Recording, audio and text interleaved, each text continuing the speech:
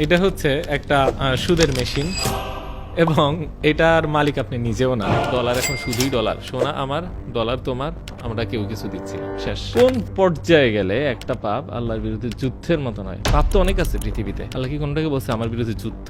কিন্তু সে কি করে? সমান সমান টাকা ফেরত দেয় এবং বলে আপনি মুদারাবা সিস্টেমে বিনিয়োগ করছেন। চরম মিথ্যাচার যাকে বলে। এটা কিভাবে সম্ভব যে টাকা রাখার আগে আমি নিশ্চিত 10% প্রফিট হবে এবং তার কম্পিটিটর বলছে 9%? একসময় পুরো দেশে কিন্তু হয়ে যাবে, কিন্তু দেশের অর্থনীতি কিছু বদলাবে না, আপনার ভাগ্য বদলাবে না। আপনার সিস্টেমটা এটা পুরো এগেনস্ট, একদম নতুন একটা সিস্টেম, পিওর 100% একটা হালাল সুন্দর সিস্টেম। সবচেয়ে বড় ব্যাপার কি, যে মানুষটা কোনো মদ খাইতো না তাকে বোতল ধরাই দিয়ে বলতেছে কত টাকা প্রিন্ট হয়েছে আর কত টাকা ঋণ হয়েছে। আপনি দেখবেন যে বাংলাদেশে যে টাকা আছে তার চেয়ে বেশি ব্যাংক ক্রেডিট। এটা একটা মজার জিনিস যে আসলে আমরা অর্থনীতির বইতে এমনকি ক্লাস 5 থেকে পর্যন্ত কোনোদিন সুদের বিরুদ্ধে কিছুই পাইনি। ছোটবেলা থেকে সুদ কষার অঙ্ক করছেন, জাকাত কষার অঙ্ক কিন্তু করেন নাই।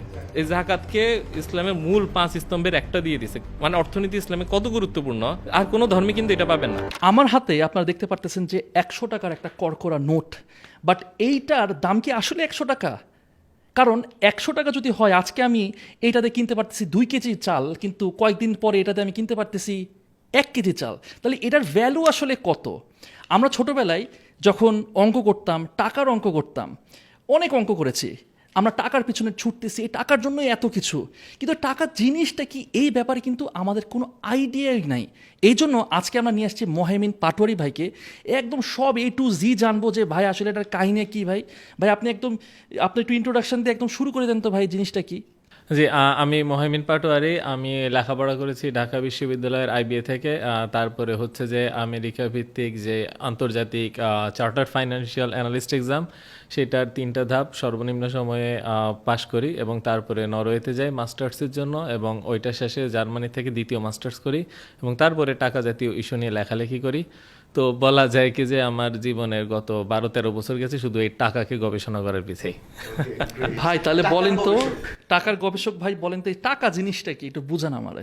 এটা হচ্ছে একটা সুদের মেশিন এবং এটার মালিক আপনি নিজেও না, এটার মালিক অন্য কেউ, আপনি কেবল হাতে ধরে বসে আছেন।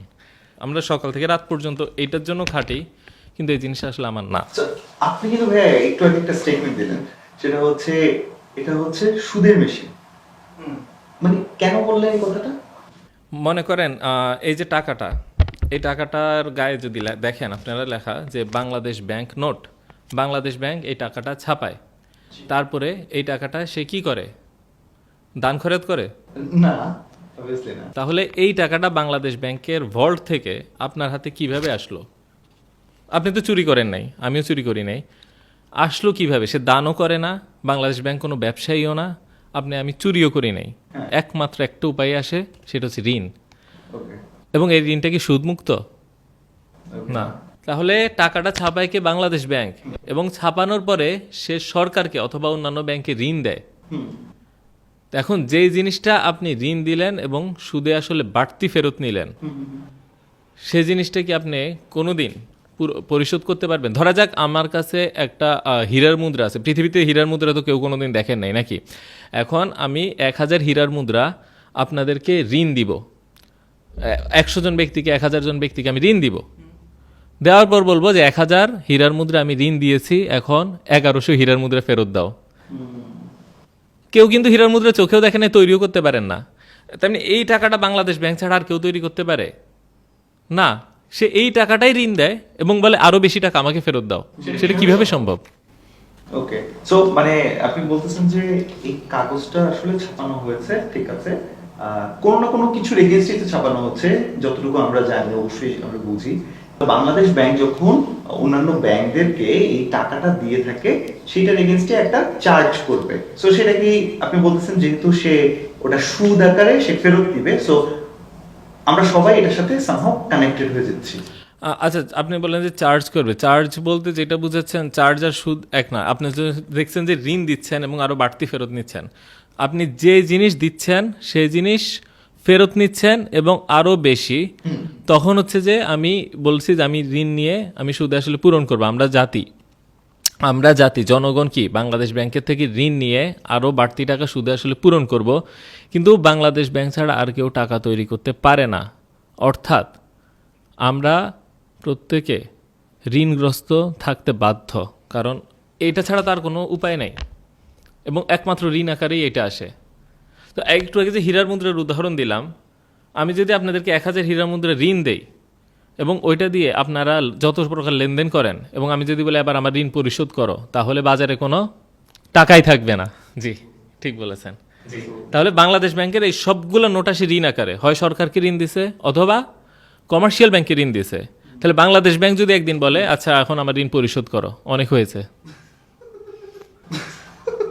আধুনিক অর্থমুদ্রা ব্যবস্থায় প্রতিটা টাকাই ঋণ, এবং ঋণ নাই মানে কোনো টাকা নাই। একটা জাতির প্রতিটা ব্যক্তি এবং প্রতিষ্ঠান যদি ঋণ মুক্ত হতে চায়, দেশে একটা টাকাও থাকবে না। এটাই আমাদের মুদ্রা ব্যবস্থা। তাহলে এখান থেকে বাঁচার উপায় কি বা এটার অল্টারনেট সলিউশনটা কি? প্রশ্নটা হচ্ছে যে এরকম যে আসলে আমার জন্ম কারাগারে, মৃত্যু কারাগারে, বংশ পরম্পরা কারাগারে, কারাগার ছাড়া কিভাবে বাঁচবো?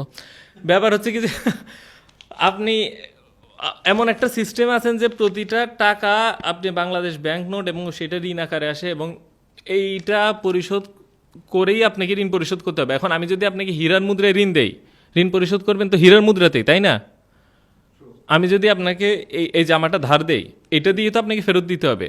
তো টাকা এসেছে ধার হিসেবে, আপনি তো আপনি কিডনি খুলে বাংলাদেশ ব্যাংকে জমা দিতে পারবেন না, ওই সিস্টেম আছে। তো এখন একটা ব্যাপার কি যে আপনি বলতে পারেন যে আচ্ছা, তো বাংলাদেশ ব্যাংকের থেকে যে এই বছর আমরা 10,000 কোটি টাকা ঋণ নিলাম, আগামী বছর তো সে 11,000 কোটি টাকা ফেরত নিবে, তো নতুন 1,000 কোটি টাকা কোত্থেকে আসবে? আমাদের আবার ঋণ নিতে হবে। আমাদের আরও নতুন 1,000 কোটি টাকা ঋণ নিয়ে আগের 10,000 কোটি টাকা সুদ পূরণ করতে হবে। তারপরের বছর কি হবে? 1100 কোটি টাকা। আবার 1100 কোটি টাকা ঋণ নিয়ে এর আগের সুদ পূরণ করতে হবে। ও বাই দ্য ওয়ে, আপনি যদি freelancing, digital marketing, graphic design বা অনলাইন বিজনেস শিখতে চান, তাহলে আপনার জন্য এসআর ড্রিম আইটি কিন্তু দারুণ একটা অফার নিয়ে এসেছে। এক্স্যাক্টলি, এবং এসআর ড্রিম আইটি এটা কিন্তু অনেকে আছেন আপনারা যারা চিনেন, এবং এসআর ড্রিম আইটি খুবই জোস একটা অফার নিয়ে আসে যেটা আপনাদের কাছে অবশ্যই অনেক ভালো লাগবে। 4 মাস ব্যাপী 100 ঘন্টার ফ্রিল্যান্সিং বান্ডেল প্যাকেজটা আপনারা কিন্তু 87% ডিসকাউন্টে, অর্থাৎ 30,000 টাকার এই প্যাকেজ পাচ্ছেন মাত্র 4,000 টাকায়। এটাকে বলছি আমরা বাই টু গেট 5 অফার।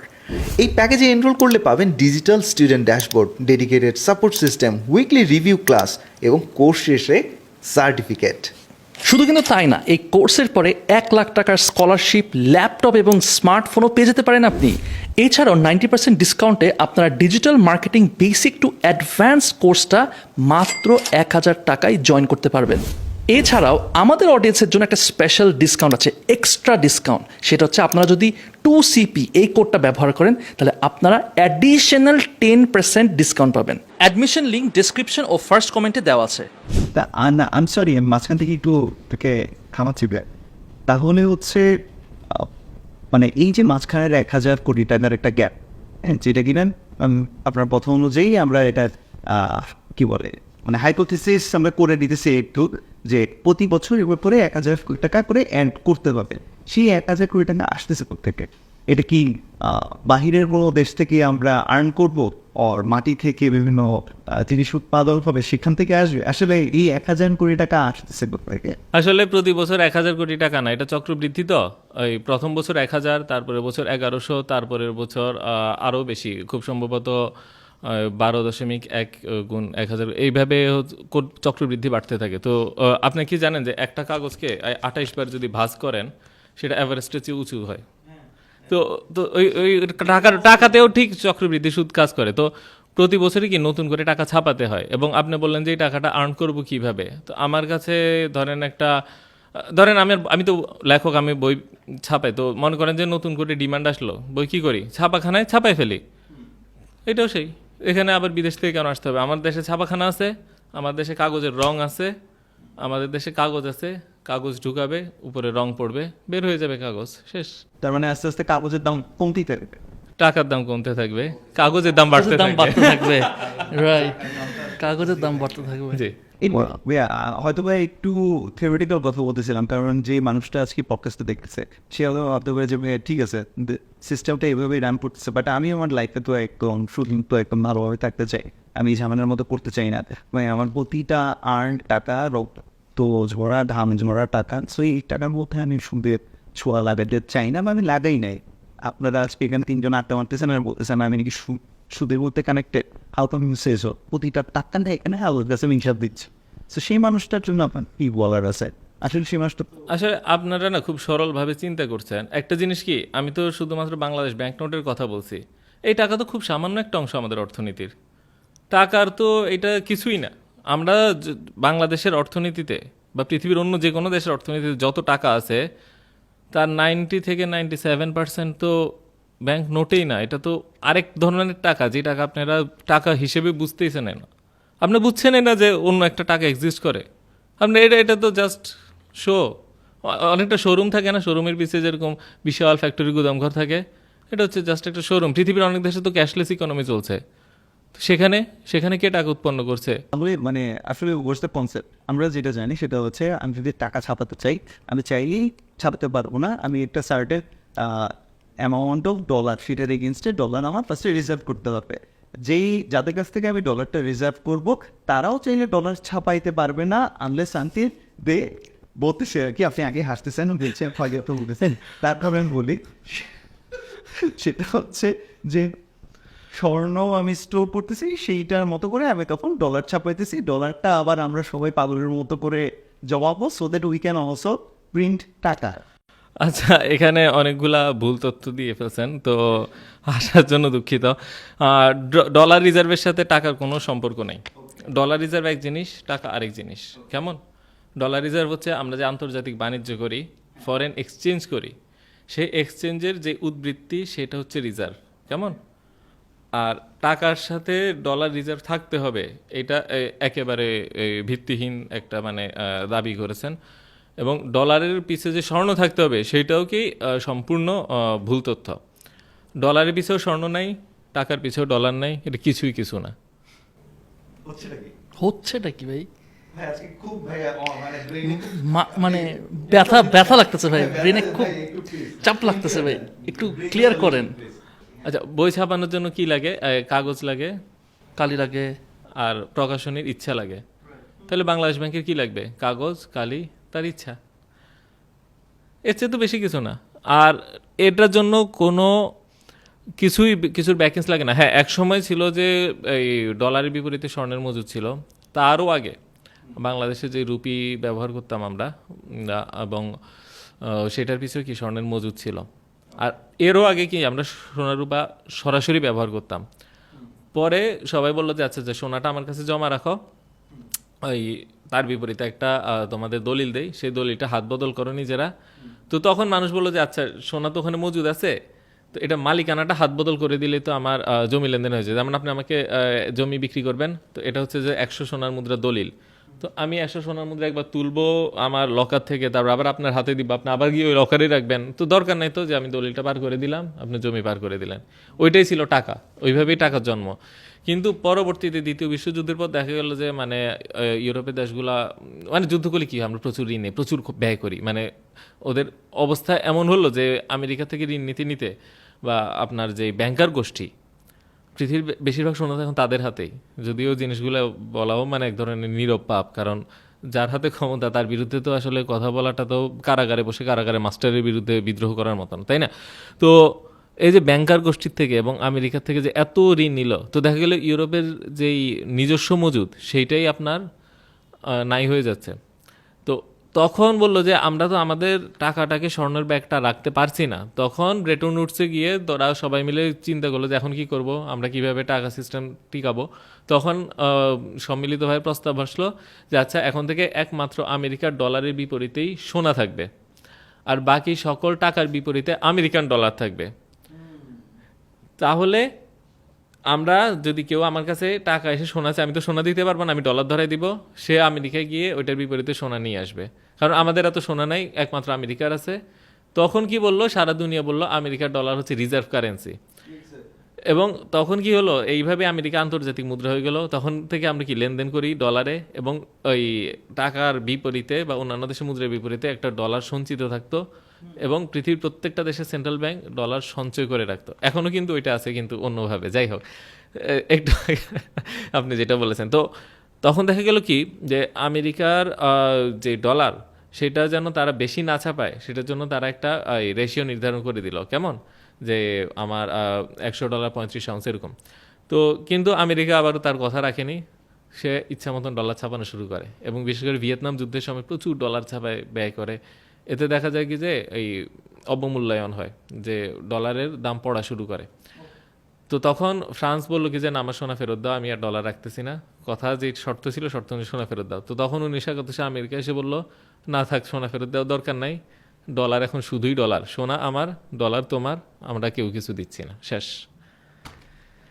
এটা কি বাটপারি হলো না? হ্যাঁ, এবং এটা টিভিতে এসে বলছে 1971 নিক্সন, 15 হ্যাঁ হ্যাঁ 15 আগস্ট, যে প্রেসিডেন্ট নিক্সন, এটাকে নিক্সন শক বলে। তো একটা জিনিস খেয়াল করেন, ততদিনে পৃথিবীর সব মুদ্রার বিপরীতে ডলার এবং ডলারের বিপরীতে সোনা। তো আমেরিকা যখন বললো যে আমার ডলারের বিপরীতে সোনা নাই পৃথিবীর সব মুদ্রা, তখন থেকে ফিয়াট কারেন্সি বা শুধু কাগজ হয়ে গেল। এবং বর্তমানে সেটা হচ্ছে ঋণ, এবং বর্তমানে সেই কাগজটা আমরা ঋণ আকারে বাজারে ছাড়ি, এবং প্রতিটা ঋণের বিপরীতে আমরা জানি কি আছে, সুদ। এটা একটা ঋণ, এবং এটা যতক্ষণ আপনার পকেটে থাকবে ততক্ষণ এটার বিপরীতে সুদ উঠতেই থাকবে। যেই দিন আপনি কেন্দ্রীয় ব্যাংকে জমা দিয়ে বলবেন ভাই ঋণ নাও, পারলে আরও 20-30 টাকা নিয়ে একসাথে বলবেন যে ভাই এটার সুদ একসাথে ফেরত নাও, সেই দিন বন্ধ হবে। তার আগ পর্যন্ত আমাদের যতজনের পকেটে যত টাকা আছে প্রত্যেকটার এগেনস্টে সুদ উঠতে থাকবে। এবং এটার তো স্মল স্টোরি, এই যে এই টাকাটা আমরা কী করি, ব্যাংকে গিয়ে জমা করি, তাই না? মূল স্টোরি তো এখনো শুরুই হয় নাই। এটা কিছুই না, just a piece of paper, forget it. মূল গল্পটা কি জানেন? এইটার যখন আমরা ব্যাংকে জমা করি তখন ব্যাংক কী করে, আমাদেরকে একটা সংখ্যা দেখায় যে তুমি 10,000 টাকা জমা রাখছো, তোমার ব্যাংক অ্যাকাউন্টে 10 লক্ষ টাকা আছে কিংবা 20 লক্ষ। আমরা একটা সংখ্যা দেখি, 10 লাখ, 20 লাখ, 1 কোটি। এই সংখ্যাটাকে আমরা কি বলি, আমার জমানো টাকা, নাকি? যেমন ভাই, যেমন আপনি বলেন ব্যাংকে আপনার কত টাকা আছে, কিছু একটা বলেন, সত্যি হতে হবে তা না, বলেন 5,000 টাকা। 5,000। আচ্ছা ঠিক আছে, বুঝতেই পারতেছি এটা পুরাই মিথ্যা। আচ্ছা ওনার 5 কোটি আছে, ওনার 5,000 টাকা আছে। এখন আপনি তো আগে 5 কোটি টাকা জমা রাখছেন, তারপরে এই নাম্বারটা দেখতেছেন, তাই তো? এই টাকা জমা না রাখলে তো নাম্বার দেখতেন না। সেই জন্য আমরা অনেকে বলি যে আমরা যত টাকা জমা রাখছি ঠিক ততগুলা নাম্বার এক্সিস্ট করে, এবং বিকাশে যখন আমরা টাকা ভরি, যেমন 5,000, 10,000 টাকা ভরি, তখন কিন্তু ওই নাম্বারটা দেখি।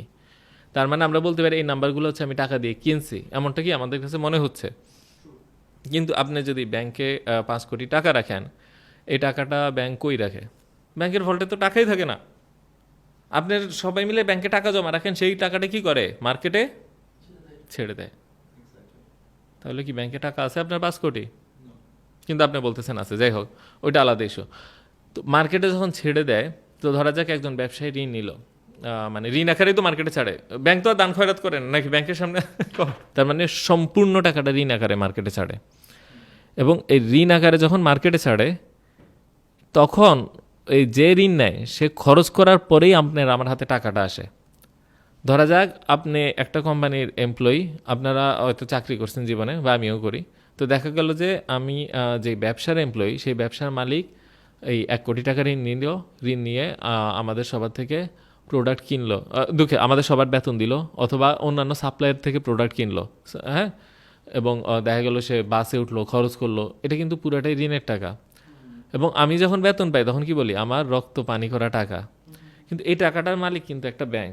যেই দিন ব্যাংক এসে ওই ব্যবসায়ীকে বলবে যে আমার ঋণের টাকা ফেরত দাও, তখন আপনার আমার বা অন্য কারো টাকা চলে যাইতে হবে। বুঝে গেল? এবং আমি যখন এই টাকাটা খরচ করি, কি করি, আমরা মোবাইল ইন্টারনেট কিনি, হ্যাঁ, তারপর হচ্ছে কি যে আমরা লাক্স সাবান কিনি, লাইফবয় সাবান কিনি, দাঁত মাজার ব্রাশ কিনি। তো এতে কি হয়, গ্রামীণ ফোন, ইউনিলিভার ইত্যাদি কোম্পানির কাছে যায়, অথবা আপনি মিষ্টি কিনলেন, মিষ্টির দোকানের কাছে গেল, প্রাণের জুস কিনলেন। এই কোম্পানিগুলো কিন্তু ক্যাশ নোট দিয়ে, মানে কর্পোরেট হাউস ভর্তি করে রাখে না, তারা টাকাটা কই রাখে, ব্যাংকে। তাহলে সে কি বলে যে ব্যাংকে আমার, কথার কথা গ্রামীণ ফোন বললো যে ব্যাংকে, গ্রামীণ ফোন কুমিল্লা শাখা বললো যে ব্যাংকে আমার 10 কোটি টাকা আছে, ছোট পরিসরে চিন্তা করি। তো দেখেন অলরেডি কিন্তু আপনি বলছেন ব্যাংকে 5 কোটি টাকা আছে, সে টাকাটা আবার মার্কেটে আসছে, মানুষের হাতে হাতে ছড়াইছে, আবার ব্যাংকে চলে গেছে, এবং ওই লোকও বলতেছে ব্যাংকে আমার টাকা আছে, সেই টাকাটাকে আবার ঋণ দিয়ে দেয় ব্যাংক, আবার কি আমাদের হাতে হাতে ছড়ায়, আবার ব্যাংকে যায়। তাহলে দেখেন এই যে আমরা এত মানুষ বলতেছি ব্যাংকে আমার এত টাকা, অত টাকা আছে, বাস্তবে ব্যাংকে কোনো ক্যাশ টাকা তেমন থাকেই না। এবং ব্যাংক থেকে যদি আপনি কখনো 1 কোটি টাকা ডিপোজিট আউট করতে চান, তার আগে দরখাস্ত দিতে হয় ম্যানেজারকে, এমন একটা ভঙ্গিতে কথা বলতে যান আপনি অপরাধ করছেন। হ্যাঁ, যে আমি অপরাধ করছি ভাই, একটু দয়া করে যদি এই টাকাটা দেন। ব্যাংক ম্যানেজার বলবে কেন ভাই, চেকে দিয়ে দেই, টাকাটা তোলা কি খুব দরকার, আর আগে জানাবেন না? আচ্ছা আমি কল দিতেছি, একটু বসেন, চা খান, তারপর এর মাঝে সেই কল দিয়ে দেয় বাংলাদেশ ব্যাংকে যে তাড়াতাড়ি টাকা পাঠাও, গাড়ি পাঠাও, মানে কোনো এক রকমে ম্যানেজ করা, কারণ তার কাছে টাকা থাকে না, খুব অল্প কিছু টাকা তার কাছে থাকে, একজন জমা দেয়, হ্যাঁ হ্যাঁ, উইথড্র করতে গেলে ঝামেলা। তো এই যে সিস্টেমটা, এই সিস্টেমের মধ্যে আমরা যতজন নিজেদের ব্যাংকে বিকাশে টাকা দেখতেছি, এগুলা জাস্ট ডিজিট, এগুলার বিপরীতে ফিজিক্যাল মানিটা নাই। এবং এই যে ডিজিটগুলা নতুন টাকা তৈরি হয়েছে, এবং এটাকে বাংলাদেশ ব্যাংকের ওয়েবসাইটে গেলেও দেখবেন M2 নামে নতুন টাকা হিসেবে স্বীকৃতি দেয়। কারণ এই টাকা দিয়ে আপনি ঠিকই লেনদেন করতে পারেন। আজকে যদি আপনার থেকে আমি কিছু কিনতে চাই এবং বিকাশে টাকা পাঠাই কিংবা ব্যাংকে টাকা পাঠাই, আপনি অ্যাকসেপ্ট করবেন, যে কেউ অ্যাকসেপ্ট করবে। কিন্তু যদি ওই টাকাটা ব্যাংকে নাই, কিন্তু প্রত্যেকে টাকা হিসেবে এটা অ্যাকসেপ্ট করতেছে। এবং আমি একটা উদাহরণ দেই যে আসলে এই টাকাগুলো আমাদের পকেটে পকেটে যতটুকু আছে অতটুকুই আছে। আপনাকে যদি বলে আপনার টোটাল সঞ্চয়ের কতটুকু ফিজিক্যাল নোটে আছে, কতটুকু ব্যাংকে আছে, আমি বলি বেশিরভাগ মানুষই বলবে যে প্রায় 90%ই ব্যাংকে আছে। বড় ব্যবসায়ীদের ক্ষেত্রে তো মানে কোটি টাকার মধ্যে 2-3 হাজার টাকা খালি পকেটে রাখে, পুরাটাই ডিজিটে। তো এখন আমি যদি বাংলাদেশের সব মানুষকে বলি যে তোমাদের প্রত্যেকের পকেটের টাকাগুলা এই রুমে রাখো, এখানে একটা স্তূপ হবে, তারপর এবার সবাই ব্যাংকে যাও, টাকা তুলে আনো, তার মানে এই যে ডিজিটগুলো দেখতেছি এগুলো পিওর ডিজিট। এবং এতগুলা টাকা তৈরি করছে কারা? ব্যাংক ব্যবস্থা। এবং এই টাকার পিছে সুদ, এই টাকার পিছে সুদ। ওই সুদ পূরণ হবে কি দিয়ে? ওরা টাকা ছাপায়, টাকাটা ছাপাবে কে? Federal Reserve. ফেডারেল রিজার্ভ না, আমরা বাংলাদেশের কনটেক্সট আছে, আপনি বলবেন বাংলাদেশ ব্যাংক। এমনও তো হতে পারে যে ব্যাংক নিজে আবার টাকা ছাপাবে, আরও ঋণ দিবে যেন তার আগের ঋণের সুদ পূরণ হয়। একজন বড় কর্পোরেট হাউস, বাংলাদেশের সব বড় কর্পোরেট হাউস অসম্ভব ঋণী, এবং তারা কিন্তু ঋণ কোনোদিন শোধ করে না, করবেও না। প্রতি বছর কি আরও ঋণ নেয়, আরও ঋণ নেয়, আরও ঋণ নেয়। সো একটা সময় তো পুরো ইকোনমিটা কোলাপস করে ফেলবে না? কলাপস করতে তো বাধ্য।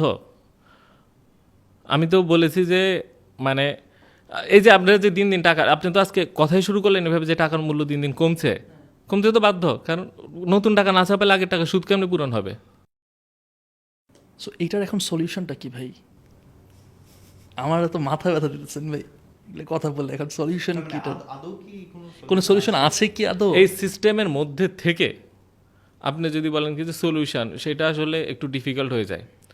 এখন আমি যদি বলি কি যে আপনি কোনো টাকা ছুবেন না, কোনো টাকা ব্যবহার করবেন না, আপনি আপনার জায়গা থেকে একটা বাবলের মধ্যে ঢুকে যাবেন, হয়তো পসিবল। এখন আমি যদি এই রুমের দরজা জানলা বন্ধ করে কেউ আমাকে অনুদান করে, একদিন খাওয়া এনে দেয়, একদিন জামা এনে দেয়, আমি তো চলতে পারবো, কিন্তু it's not a solution. It's just কি বলে এনস্লেভ না, আপনার হচ্ছে যে কারাবন্দিত্ব, আপনি গৃহবন্দী হয়ে যাবেন সলিউশন খুঁজতে গেলে। অথবা যেটা করতে পারেন, পুরো সমাজ থেকে বের হয়ে আপনার নির্জন দ্বীপে বা পাহাড়ে চলে যেতে পারেন। এবং একটা হাদিস বলি যে সে হাদিস হচ্ছে এমন একটা সময় আসবে যখন প্রত্যেকটা মানুষ সুদের সাথে জড়িত থাকবে, যে সবচেয়ে দূরে থাকার চেষ্টা করবে বা সবচেয়ে ভালো, এক্সাক্ট ওটা মনে পড়ছে না, তার গায়ে শুধু ধুলাটা হইলেও লাগবে। এবং আরেকটা হাদিস আছে যেখানে বলছে এই এমন একটা সময় আসবে যখন মুমিনের জন্য সবচেয়ে গুরুত্বপূর্ণ সম্পদ হবে তার মেষপাল, সেটা দিয়ে সে দূরে চলে যাবে এবং ওখানে ওগুলো লালন পালন করে নিজেরটা নিজে খাবে। তার পূর্ণ সলিউশন আপনার ওইটাই। এখন আপনি যদি এই সমাজের মধ্যে থেকে এটার মধ্যে সলিউশন চান, এবং আমরা যে ইসলামী ব্যাংকিং দেখি, it's a part of this game, এটা সম্পূর্ণভাবে কি এই গেমেরই অংশ। এই পুরা সিস্টেমটাকে কোনোভাবেই সে চ্যালেঞ্জ করে না, নতুন কোনো সিস্টেম দেয় না। এবং সলিউশন করতে হলে আইদার টোটাল যে মানি এবং ব্যাংকিং সিস্টেম এটাকে কলাপস করে দিতে হবে, ধ্বংস করে দিতে হবে, তারপরে নতুন একটা সিস্টেম তৈরি করতে হবে যেটা সম্পূর্ণভাবে সুদমুক্ত এবং যেখানে টাকাগুলা সুদের দলিল না এবং ঋণ আকারে খালি আসে না, সেটা হচ্ছে সলিউশন। আর আপনি বললেন যে না আমি এই সিস্টেমে থাকবো, আমি বিবাহিত, আমি কাজও করবো, ডাইনে যাবো বাঁয়ে যাবো, ফুর্তি করবো, একটু খাবো, চিল করবো, আপনি পুরোপুরি বাঁচতে পারবেন না, সম্ভব না। সুমন ভাই, আপনি বলতেছেন আমি সাজ্জাদ একা একা আসলে এই জায়গায় খুব একটা কিছু করতে পারবো না। আপনি যেটা বললেন, হ্যাঁ আমাকে চলে যেতে হবে বনে, বা হ্যাঁ কোনো এক সময় ওরকম ভয়ঙ্কর কিছু হলে করতেই হবে, কিছু করার নাই। কিন্তু বর্তমানে প্র্যাকটিক্যালি কোনটা আসলে আমাদের জন্য নিয়ারেস্ট সলিউশন, আর আমরা দলগতভাবে আসলে কি করতে পারি প্লিজ?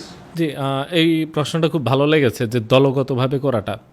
একটা জিনিস কি জানেন, আপনি যদি বলেন যে আমি পাহাড়ের গুহায় গিয়ে বা বনে জঙ্গলে গিয়ে সমাধান দিতে পারবো, এটা আসলে কোনো সমাধান না। ওইটা হচ্ছে কি, আপনি বর্তমান থেকে বিচ্ছিন্ন হয়ে গেছেন। বিশেষ করে আমরা মুসলিমরা যারা সুদকে ঘৃণা করি, সুদকে হারাম বলি, তারা যদি বলে সুদমুক্ত হওয়ার জন্য বনেই চলে যেতে হয়, জঙ্গলে চলে যেতে হয়, এটা আসলে মেসেজ দিবে কি জানেন, Islam is not feasible for this world. এটা 1400 বছর আগের সিস্টেম, বর্তমানে এটা কাজ করে না। মুসলিমরা তো গর্ব করে বলে না যে এটাই সবচেয়ে মডার্ন, সবচেয়ে ভালো, সবচেয়ে মানে ন্যায্য। তো কিন্তু এটা তো আপনি বলছেন, বিশ্বাস করছেন, কিন্তু অন্যদের কাছে কি মেসেজ ক্যারি ফরওয়ার্ড করবে জানেন? মুসলিমরা এই যুগের অনুপযোগী, সেজন্য তারা বনে জঙ্গলে যাচ্ছে, এবং ইসলাম এই যুগেরই অনুপযোগী, কোনো মডার্ন সিস্টেম না। সেজন্য মডার্ন ফাইন্যান্সিয়াল ওয়ার্ল্ডে মুসলিমরা টিকতে পারে না, থাকতে পারে না। সেজন্য সমাধান বলতে কিন্তু দলগত সমাধানই বোঝায়। যতদিন না পর্যন্ত আপনি সারা বিশ্বকে সুদভিত্তিক অর্থনীতির বিপরীতে নতুন একটা সিস্টেম দেখাতে পারবেন এবং বুঝাতে পারবেন যে এটা বেটার ওয়ার্ক করে, ততদিন পর্যন্ত কেউ বিশ্বাস করবে না, অন্তত অন্য ধর্মের বা অধর্মের লোকজন। আপনি কি মানবেন, মানে কোন একটা হিন্দু এসে যদি বলে যে আমার হিন্দু ধর্মের অর্থনীতি পৃথিবীর সেরা অর্থনীতি মডেল বা কিছু, আপনি কি মানবেন এবং এই জন্য হিন্দু হবেন না? এবং আপনার অবস্থাটা বর্তমান দুনিয়া ঠিক সেই রকম। এখন একটা জিনিস দেখেন যে আমরা যে ভয়ঙ্কর জালের মধ্যে আছি, সেটা আজকে আমার সাথে আলোচনা করে আপনারা জানতে পারলেন, এবং যারা শুনতে পারলো তারা জানতে পারলো। কয়জনই বা জানতে পারলো? এই কথাগুলো বলা উচিত ছিল কবে জানেন? আরও 200-250 বছর আগে, যখন এই সিস্টেমটা ডেভেলপ হচ্ছে।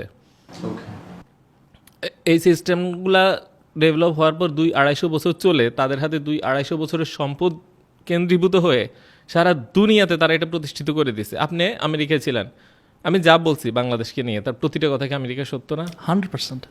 বরং আরও বেশি খারাপভাবে সত্য। কেন জানেন? কারণ বাংলাদেশ ব্যাংকের এই যেই মালিকানা, সেটা স্বায়ত্তশাসন, আর আমেরিকার কেন্দ্রীয় ব্যাংকের মালিকানা বেসরকারি। আরও খারাপ অবস্থা। মানে আমেরিকার সব ডলার কিছু ব্যক্তিবর্গ ছাপাচ্ছে, সেই ডলার সারা দুনিয়া ব্যবহার করছে। পৃথিবীর প্রত্যেকটা দেশে কেন্দ্রীয় ব্যাংক রিজার্ভে ডলার রাখছে এখনও, যদিও মানে আপনার ডলারের এগেনস্টে টাকা ছাপায় না, তারপরে কিন্তু তারা রাখছে। ওইটাই সিস্টেম। কারণ আমাদের আন্তর্জাতিক লেনদেন করতে লাগে। তার মানে ফেডারেল রিজার্ভ যত ডলার ছাপাচ্ছে, সারা বিশ্বের সবগুলো দেশ থেকে সম্পদ একটু একটু করে কেড়ে নিচ্ছে। বাংলাদেশ ব্যাংক ছাপায় বা বাংলাদেশের বেসরকারি ব্যাংকগুলো ছাপায়, যেরকম আমাদের প্রত্যেকের পকেট থেকে একটু একটু করে সম্পদ কেড়ে নিচ্ছে, ঠিক তেমনি আমেরিকা ডলার ছাপায় সারা দুনিয়া থেকে একটু একটু করে ভ্যালু কেড়ে নিচ্ছে। এবং এটা কিন্তু চুরি বা ডাকাতির পর্যায়ে পড়ে। কেন জানেন? কারণ আমি কিন্তু কোনো বিজনেস রিস্ক নেই, যার কারণে আমাকে লস করতে হবে। আমি কিন্তু কোনো অপরাধ করি নাই, যার কারণে আমাকে জরিমানা করতে হবে। আমার হালাল টাকা আমি রেখে দিছি, এমনকি টাকা সমুদ্রের নিচে রেখে দিছি, সেখান থেকে এটা ভ্যালু চলে যাবে। আস্তে আস্তে ভ্যালু কমতেছে, যেটা আমরা বলতেছি। হ্যাঁ, এবং ভ্যালুটা যাচ্ছে কাদের হাতে? কোনো কিছু এখানে কিন্তু ওই মানে শূন্যে মিলে যাওয়া বলে কিছু নাই। কেমন? আপনি কিছু হারাচ্ছেন মানে কেউ কিছু পাচ্ছে। শূন্যে মিলে যায় না কিছু। এবং আপনি নিজের অনিচ্ছায় হারাচ্ছেন, আপনি এটা বিক্রি করছেন না, তার মানে আপনার থেকে ডাকাতি বা চুরি করা হচ্ছে। তো তারা কোনোদিন চাবে না এই সিস্টেমটা চ্যালেঞ্জ হোক। সব মিডিয়া, সব শক্তি তাদের পক্ষে কাজ করবে, কারণ তারা 250 বছর ধরে এই সিস্টেমে সেট করে ফেলছে সব। এখন আপনি এসে বলতেছেন কি যে হ্যাঁ আমার ঘুম ভাঙছে, হ্যাঁ এখন আমি কী করবো? না, আপনাকে দরজা লক করলো, দরজার চারপাশে ওই ব্যারিকেড দিল, তার চারপাশে সেনাবাহিনী নিয়োগ করলো, তারপর সব জায়গায় সিসি ক্যামেরা লাগালো, তারপরে এই রুমে আমাদের হুশ হলো, এখন কি করবো? উই আর ডান। আচ্ছা, তো ডানের মধ্যে থেকে ধরা যায় কারাগারের মধ্যে থেকেই কতটুকু আমরা প্রভাবমুক্ত হতে পারি সেটা নিয়ে আলোচনাটা করি। সেটা হচ্ছে আমরা টাকা বা ব্যাংক জাতীয় লেনদেন সবচেয়ে কম করব।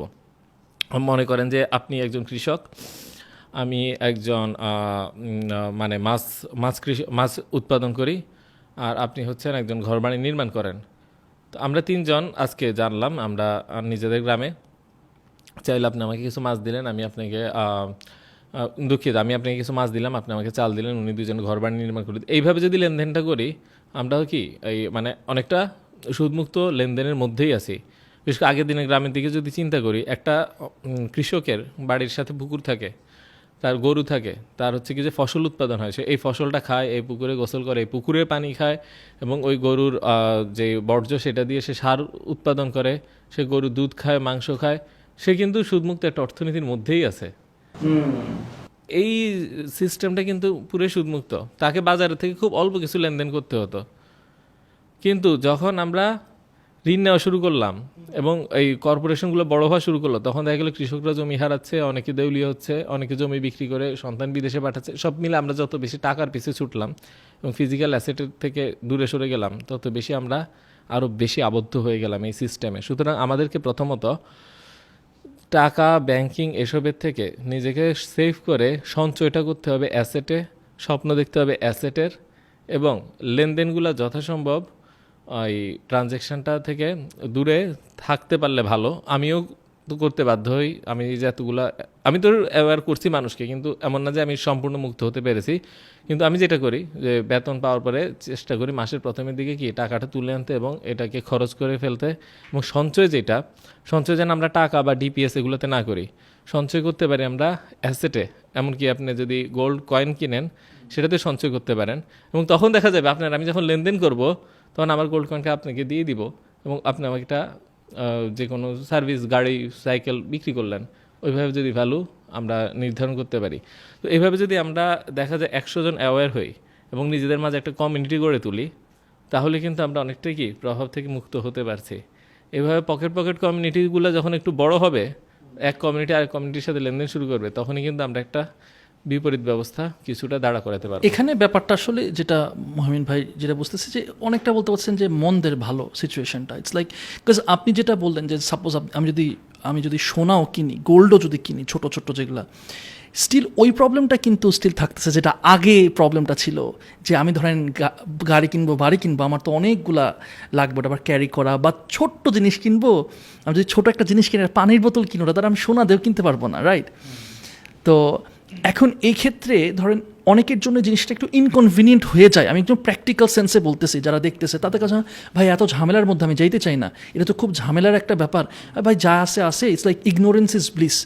ভাই আমি জানি সিস্টেম সমস্যা আছে, এখন ভাই কিছু করার না, আমরা এখন ট্র্যাপে পড়ে গেছি, ভাই বাদ দেন তো ভাই।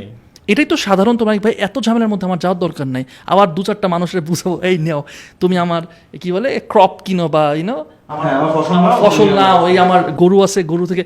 আর আমরা অনেকে আছে যারা সিটি থেকে দেখতেছে, they don't have any access to agriculture. মানে আমার তো যেমন আমার তো কোনো ফসল আসতেছে না যে আমি এক্সচেঞ্জ করতে পারতেছি, রাইট?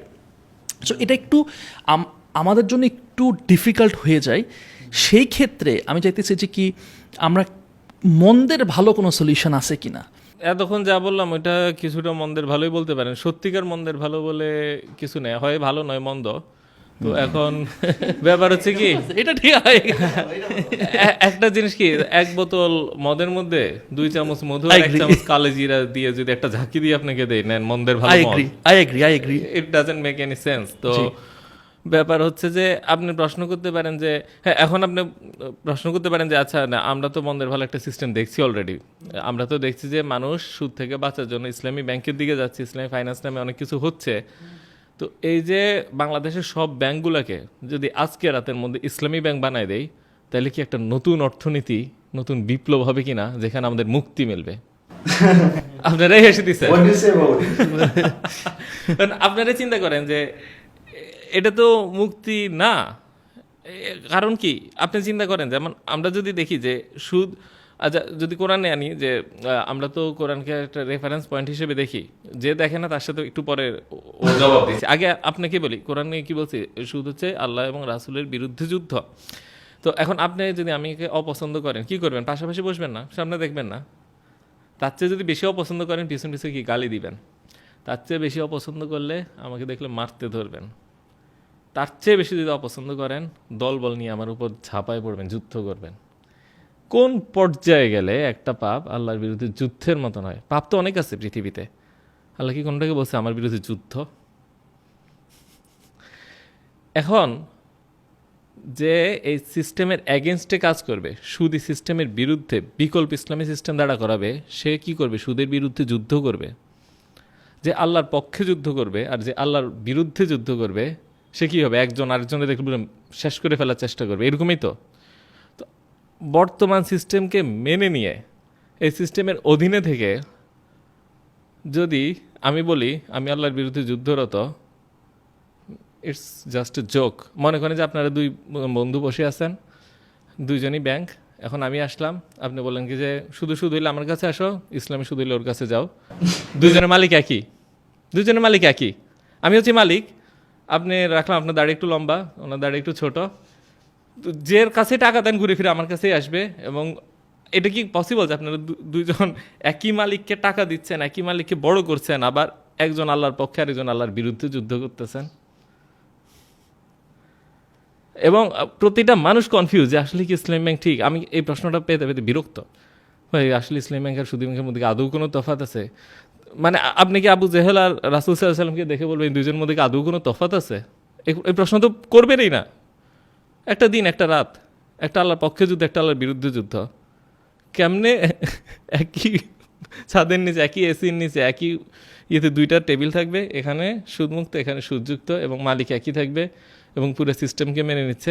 আসলে আমরা কেমনে ঋণ দিই ইসলামী ব্যাংকে, এটা কিন্তু জানা গুরুত্বপূর্ণ। মনে করেন যে হ্যাঁ, মনে করেন যে আপনি আমার থেকে 100 কোটি টাকা ঋণ নেবেন, আমি 100 কোটি টাকা দিব, 110 কোটি টাকা ফেরত নিব, আমি নর্মাল ব্যাংক। এখন আপনি বলেন না ভাই টাকা লেনদেন খারাপ যে জিনিসটা, হ্যাঁ মুসলিম মানুষ না, বলেন কি এটা হয় নাকি? তো তখন আমি বললাম হ্যাঁ ভাই ঠিক বলছেন, আমরা ওকে দিতে পারি। তো আপনি এক কাজ করেন, টাকাটা নেন, আবার 120 ফেরত, 110 ফেরত আনেন, হ্যাঁ কিন্তু আমি হালাল করে দিব। তো আপনি টাকা নিলেন, নিয়ে বলেন কি যে ভাই 110 দিব, হ্যাঁ টাকা আমাকে দিচ্ছেন, হ্যাঁ তাহলে হালাল কেমন হলো? আরে ভাই বুঝেন না, আপনি হচ্ছেন আমার প্রতিনিধি। আপনি যখন মাল কিনবেন তখন মালটা হবে কার? আমার। আপনি আমার প্রতিনিধি, এজেন্ট। মাল কিনলে মাল হবে আমার, তারপরে মালটা কি করবেন? নিজের কাছে বিক্রি করে দিবেন 10% লাভে। কেন 10%? কারণ বাজারে সুদের হার চলে 10%। বাজারে সুদের হার যেদিন চলবে 12%, বলবে ভাই 12% লাভ ধরবেন। যেদিন 5% বলবে ভাই 5% লাভ ধরবেন। যেদিন বাজারে সুদের হার 20% বলবে ভাই 20% লাভ ধরবেন।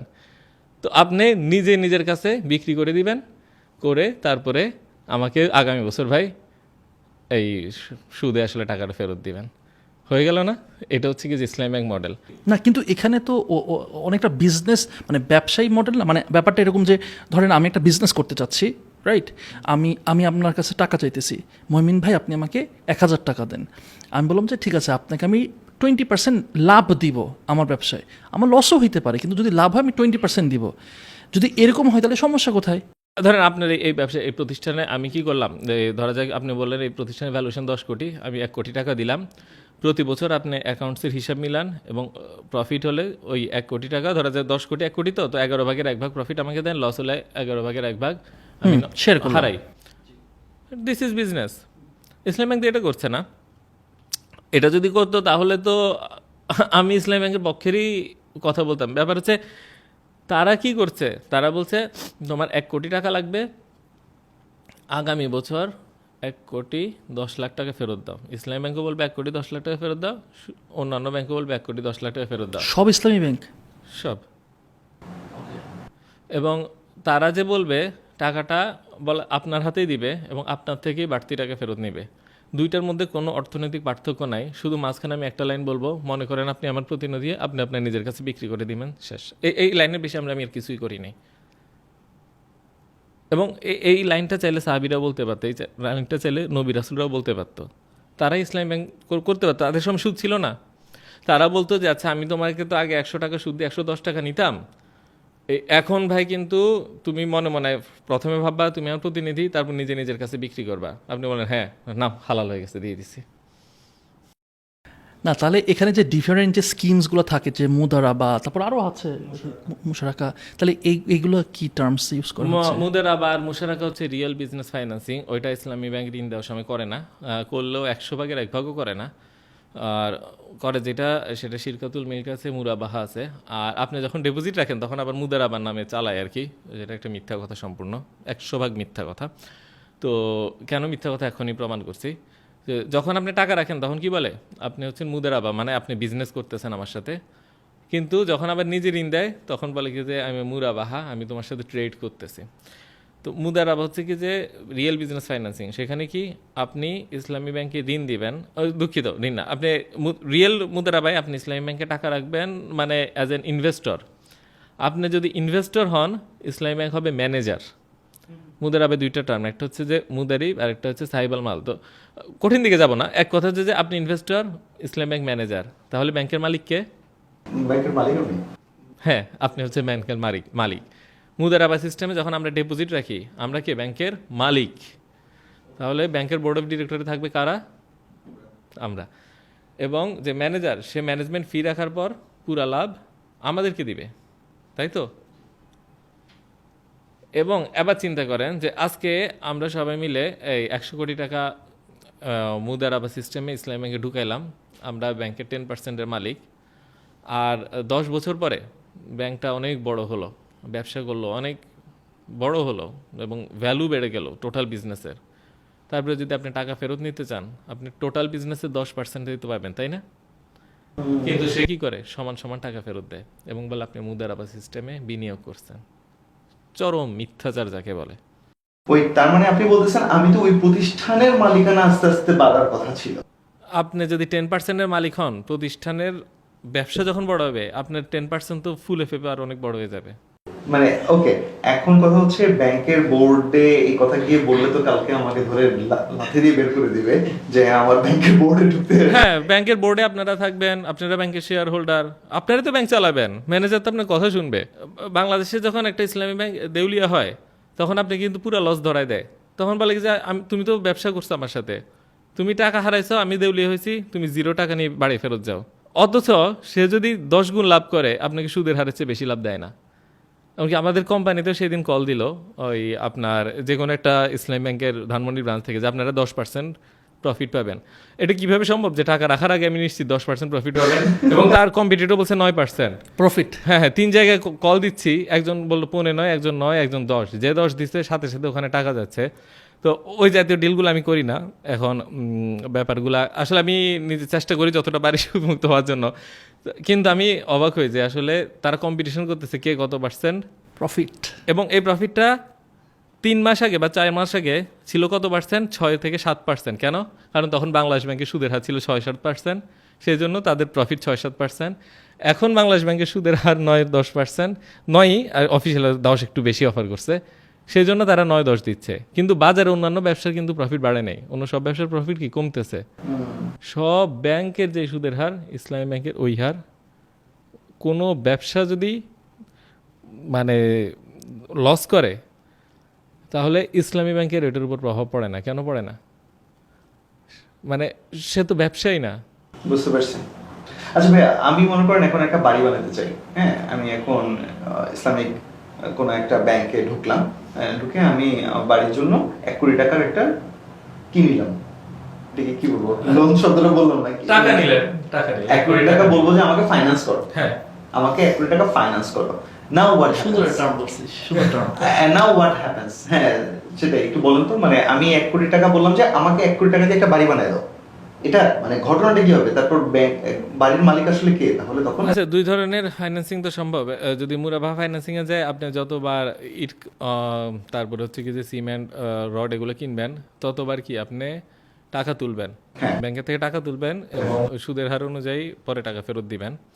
তো এই হার হচ্ছে কি যে যেই সময় যেটা চলে বাজারে সুদের হার ওইটাই। হ্যাঁ, আর ব্যাপার হচ্ছে যে ইসলামী ব্যাংকের কাছে কি রডও নাই, সিমেন্টও নাই, বালিও নাই, কিন্তু সে আবার সব বিক্রি করে দেয়। কেমনি বিক্রি করে দেয়?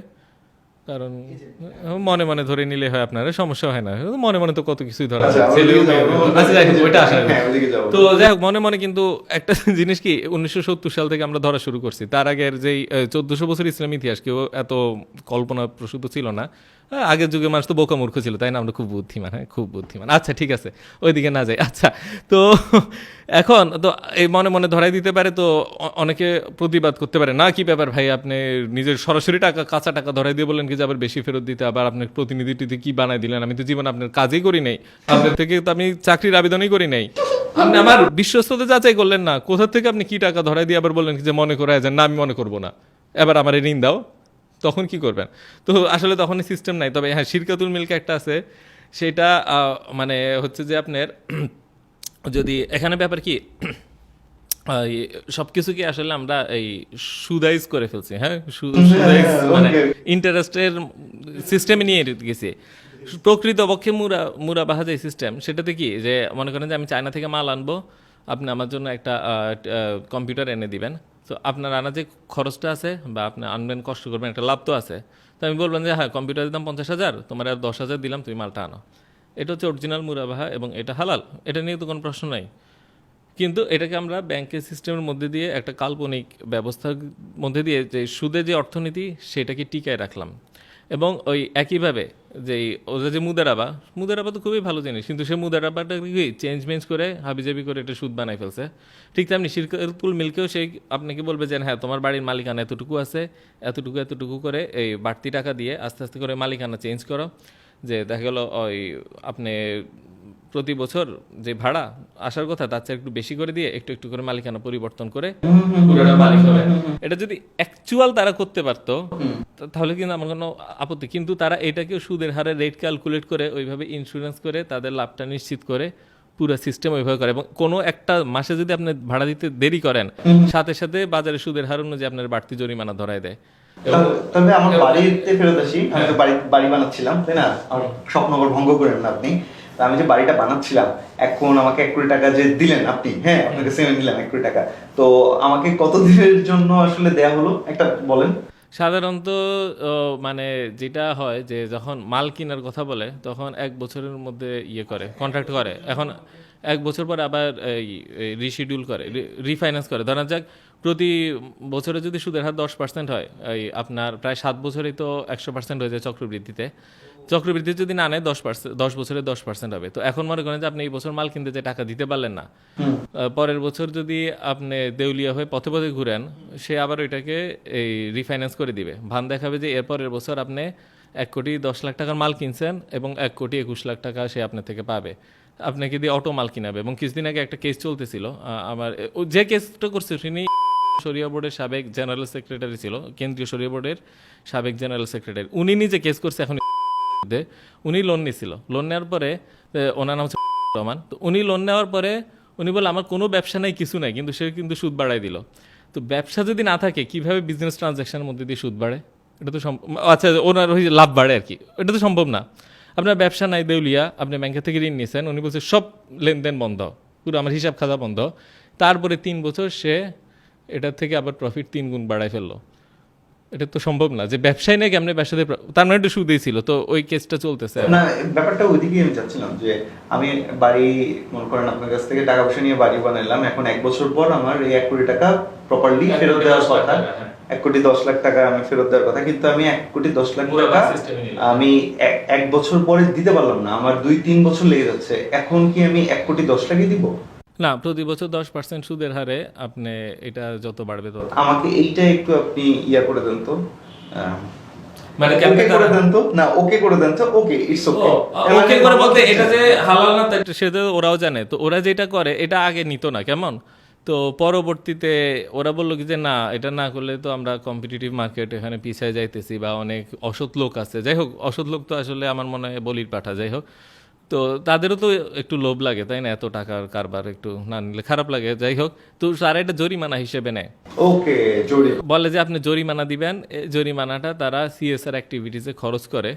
আবার সিএসআর অ্যাক্টিভিটিসে নিজের ব্র্যান্ডের প্রচারও হয়ে যায়।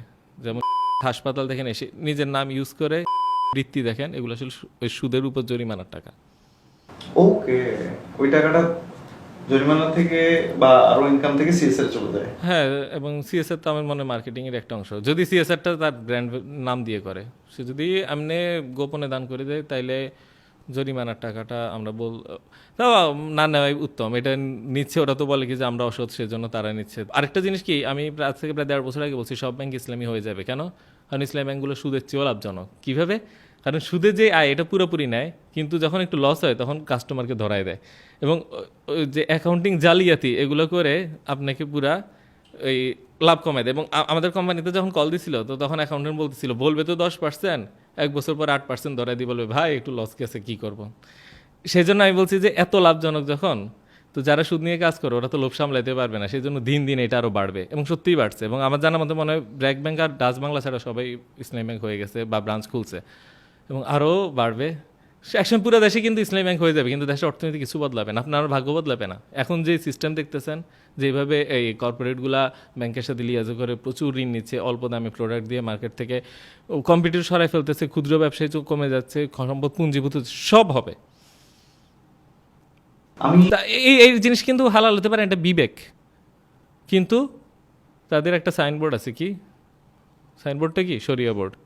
এবং শরিয়া বোর্ডের ব্যাংকের মূল কার্যক্রমের সাথে কোনো সম্পর্ক নেই। শরিয়া বোর্ডের সাথে আমার কথা হয়েছে, তারা তো ব্যাংক চালায় না, এবং অনেক শরিয়া বোর্ডে অনেকে আছে যে নিজেই জানে না যে ব্যাংকিং সিস্টেম কি। এটা বাস্তব, কথাটা যতজনে অস্বীকার করক, আমি লিখে দিতে পারবো এটা সত্য কথা। শরিয়া বোর্ডে আছে নিজে ব্যাংকিং সিস্টেম বুঝে না, কিছুই জানে না। আমার মানে গিজি গিজি গিজি গিজি করছে, মানে ইটস লাইক আপনি আইডিওলজিক্যালি আগুন ধরাই দিচ্ছেন, and I like oh my God, পানি খুঁজতেছে। আচ্ছা ভাই, আপনি তো বলতেছেন কোনোটাই সলিউশন নাই, কিন্তু একটা ঘটনা আমি শেয়ার করতে চাই। কানাডার রেজাইনা সিটিতে, সেখানে মোহাম্মদ আশিক নামে একটা ভাই আছে, তার সম্বন্ধে আমি জানি। দেখেন তারা কি করে, মুসলিম বিভিন্ন স্টুডেন্ট নানান জায়গা থেকে সেখানে পড়তে যায়। এখন স্টুডেন্টরা পড়তে যাওয়ার পর তাদের কমন একটা নিড কি, একটা গাড়ি লাগে। $10,000-15,000 খরচ হয়, একটা গাড়ি লাগে। এখন এই গাড়িটা হুট করে একটা স্টুডেন্ট কিনতে পারে না দেখে তারা কিন্তু কি করে, কার লোন নেয়, তাদের গাড়িটা লোন নিতে হয়। এখন আমি একজন মুসলিম, আমি চাচ্ছি না লোনে গাড়ি নিতে, কারণ আমাকে সুদ দিতে হবে না। What's the solution? এই মানুষগুলো কি করলো, তারা একটা সলিউশন নিয়ে আসছে। তারা দেখা যায় প্রায় 30 জনের মতো মিলে একটা গাড়ি কিনে, সেই গাড়িটা কিনে ওই ছেলেটাকে ভাড়া দেয়। তো ভাড়া দেওয়ার পর সে প্রতি মাসে দেখা যায় $10,000 যদি একটা গাড়ি হয়, সেটার ভাড়া ডেইলি দেখা যায় কি $5 মতো আসে, মাসে হচ্ছে $150 মতো ভাড়া। সো এই ভাড়ার সাথে সাথে সে কি করে, অ্যাডিশনালি কিছু টাকা দেয়, সো দ্যাট ও গাড়ির মালিক হয়ে যায়।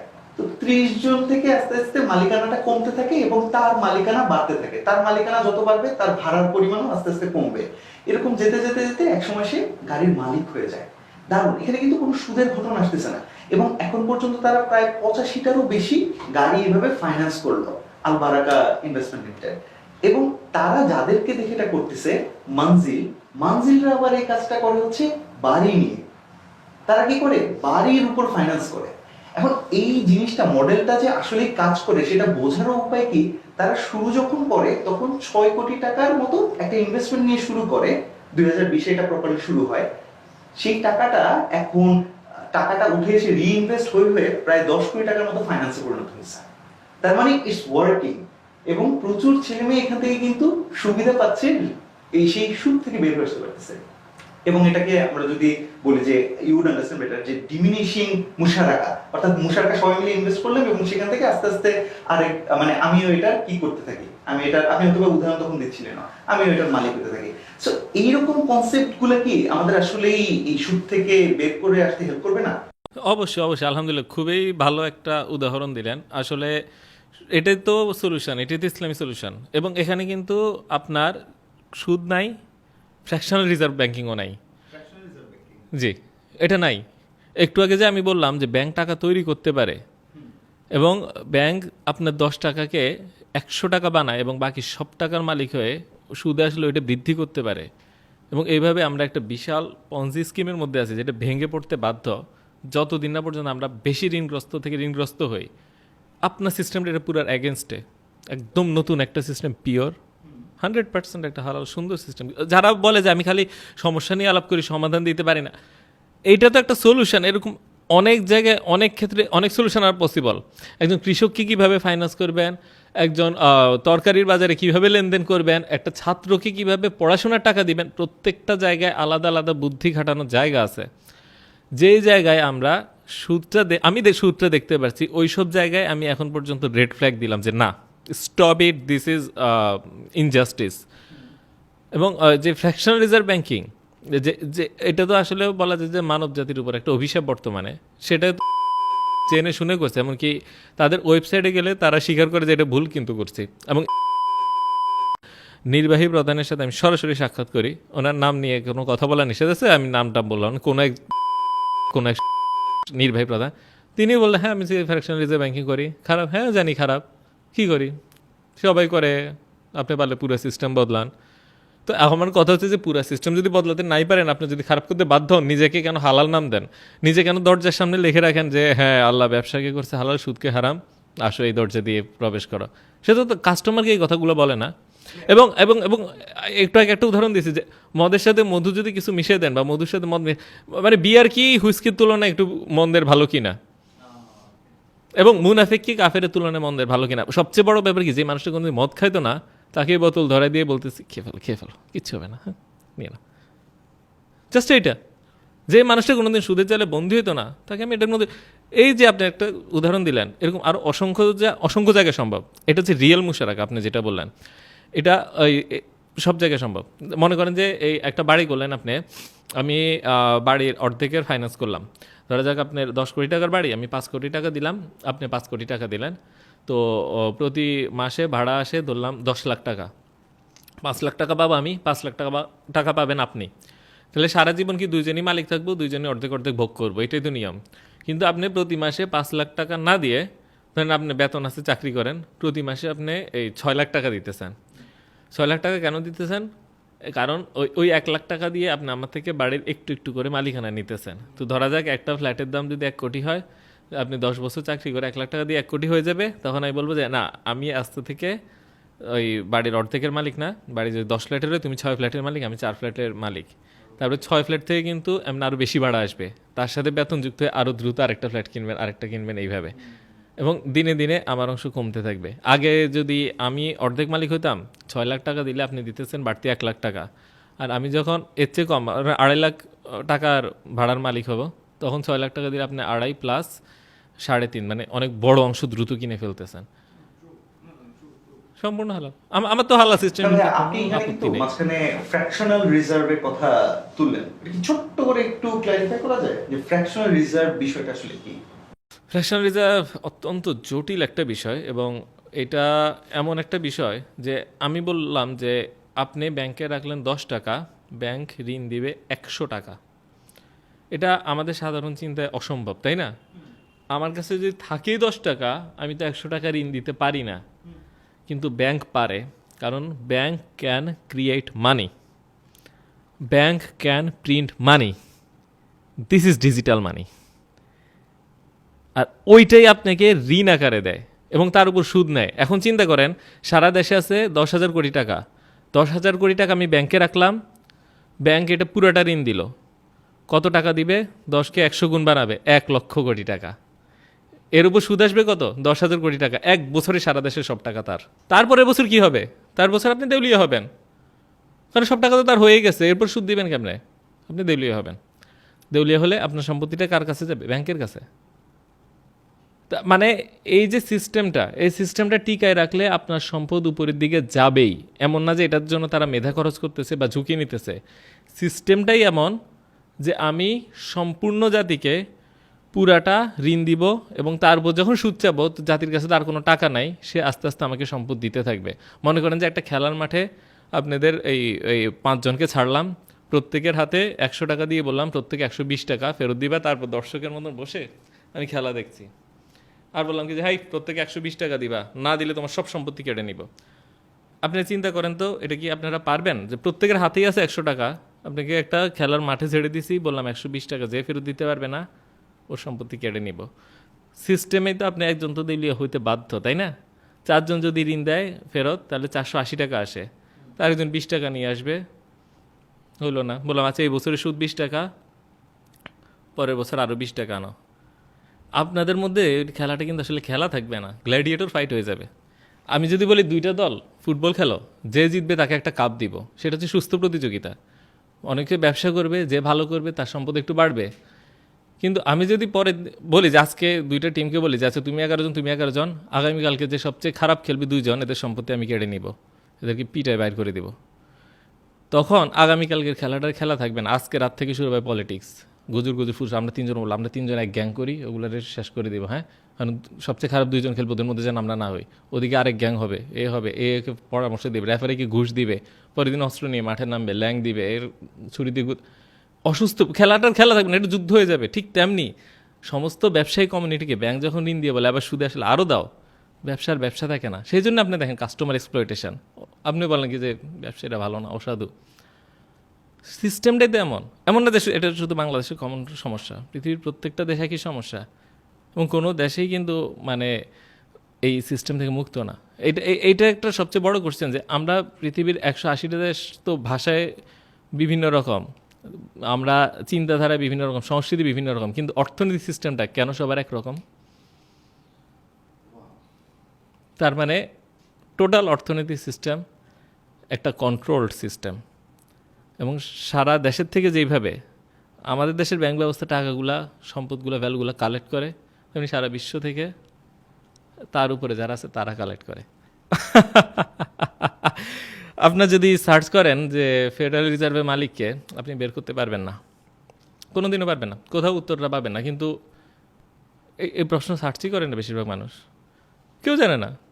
কিন্তু লেখা আছে এটা বেসরকারি প্রতিষ্ঠান। তারা কারা?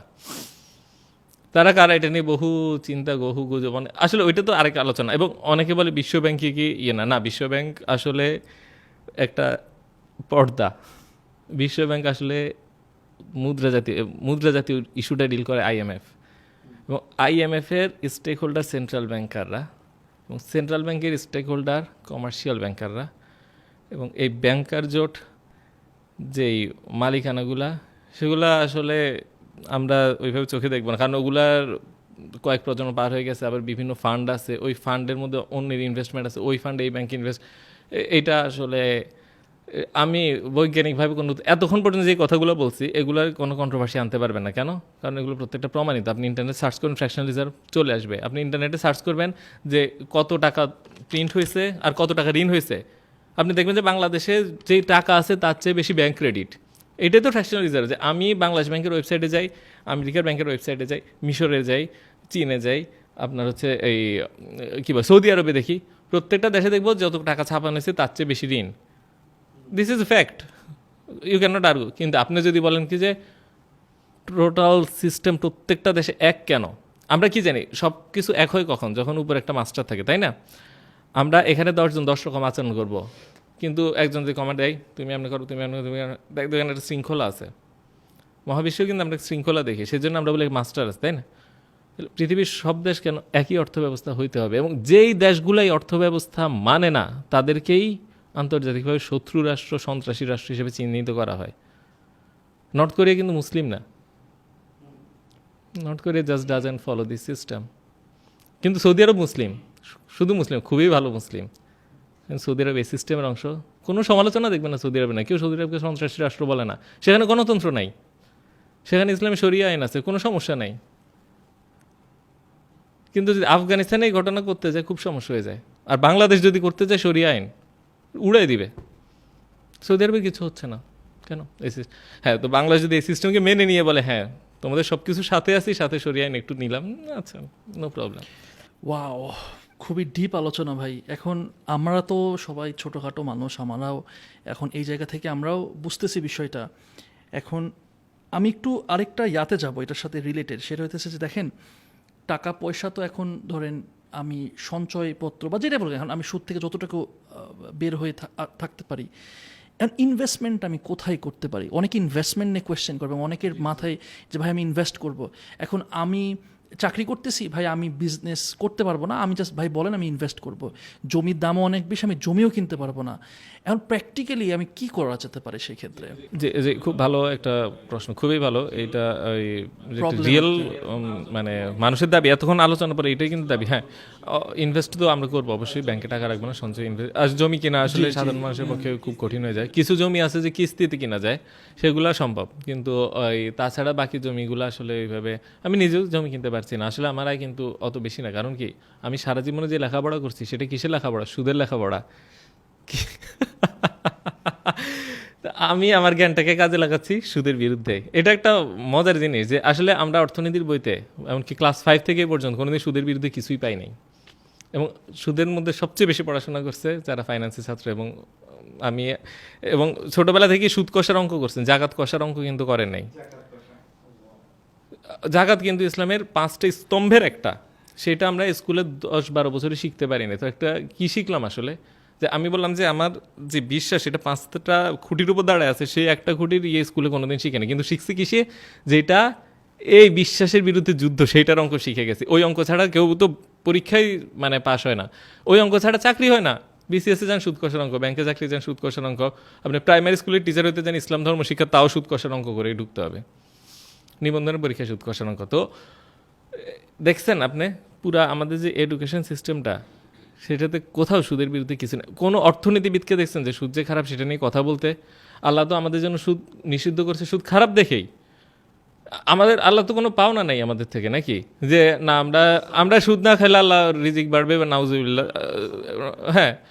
তো বা রাসুলের কিছু পাওয়া নাই, রাসুল তো মারা গেছে সাল্লাম, রাসুল সাল্লামের কিন্তু পাওয়ার কিছু নাই এখান থেকে। তো তাহলে এই মানে সুদ আমাদেরই পাওনা, কিন্তু আমরা এত ক্ষতিকর একটা বস্তু নিজের জন্য হালাল করছি, নিশ্চয়ই এটার এফেক্ট আছে, রাষ্ট্রীয়ভাবে হালাল করছি, এফেক্ট আছে।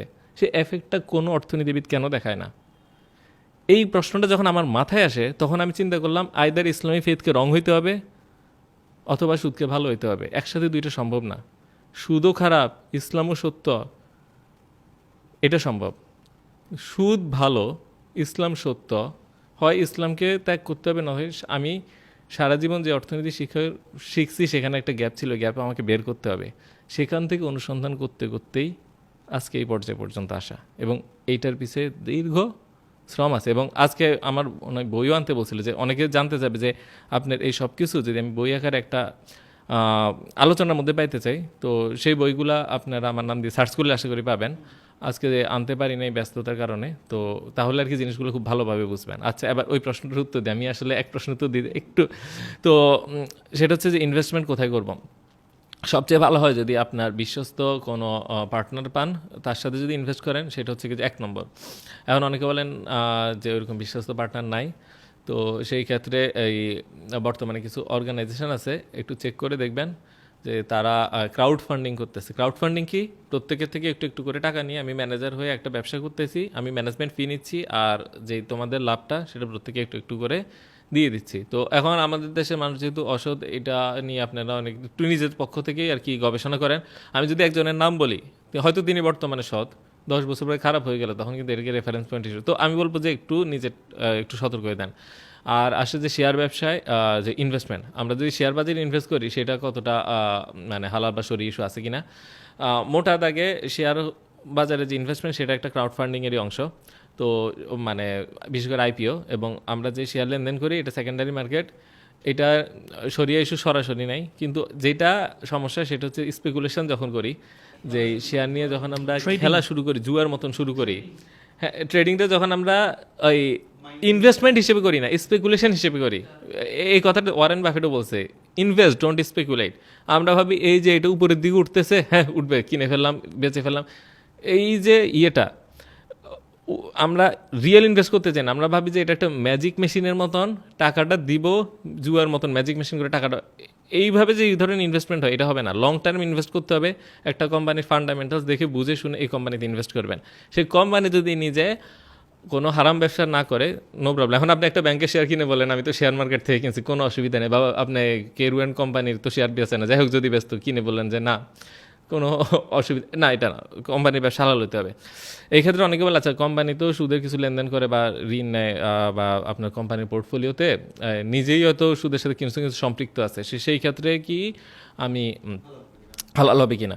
তো সেই ক্ষেত্রে সেফ হচ্ছে কি যে ওইসব কোম্পানিতে না যাওয়া। কিন্তু আপনি যদি এইভাবে এজেন্সিশিপ দেখেন, এই ধরনের একটা ফটো আছে, আমি ফটো শুনে নিজে কোনো মন্তব্য দিই, মানে দুইটা দৃষ্টিভঙ্গি আছে।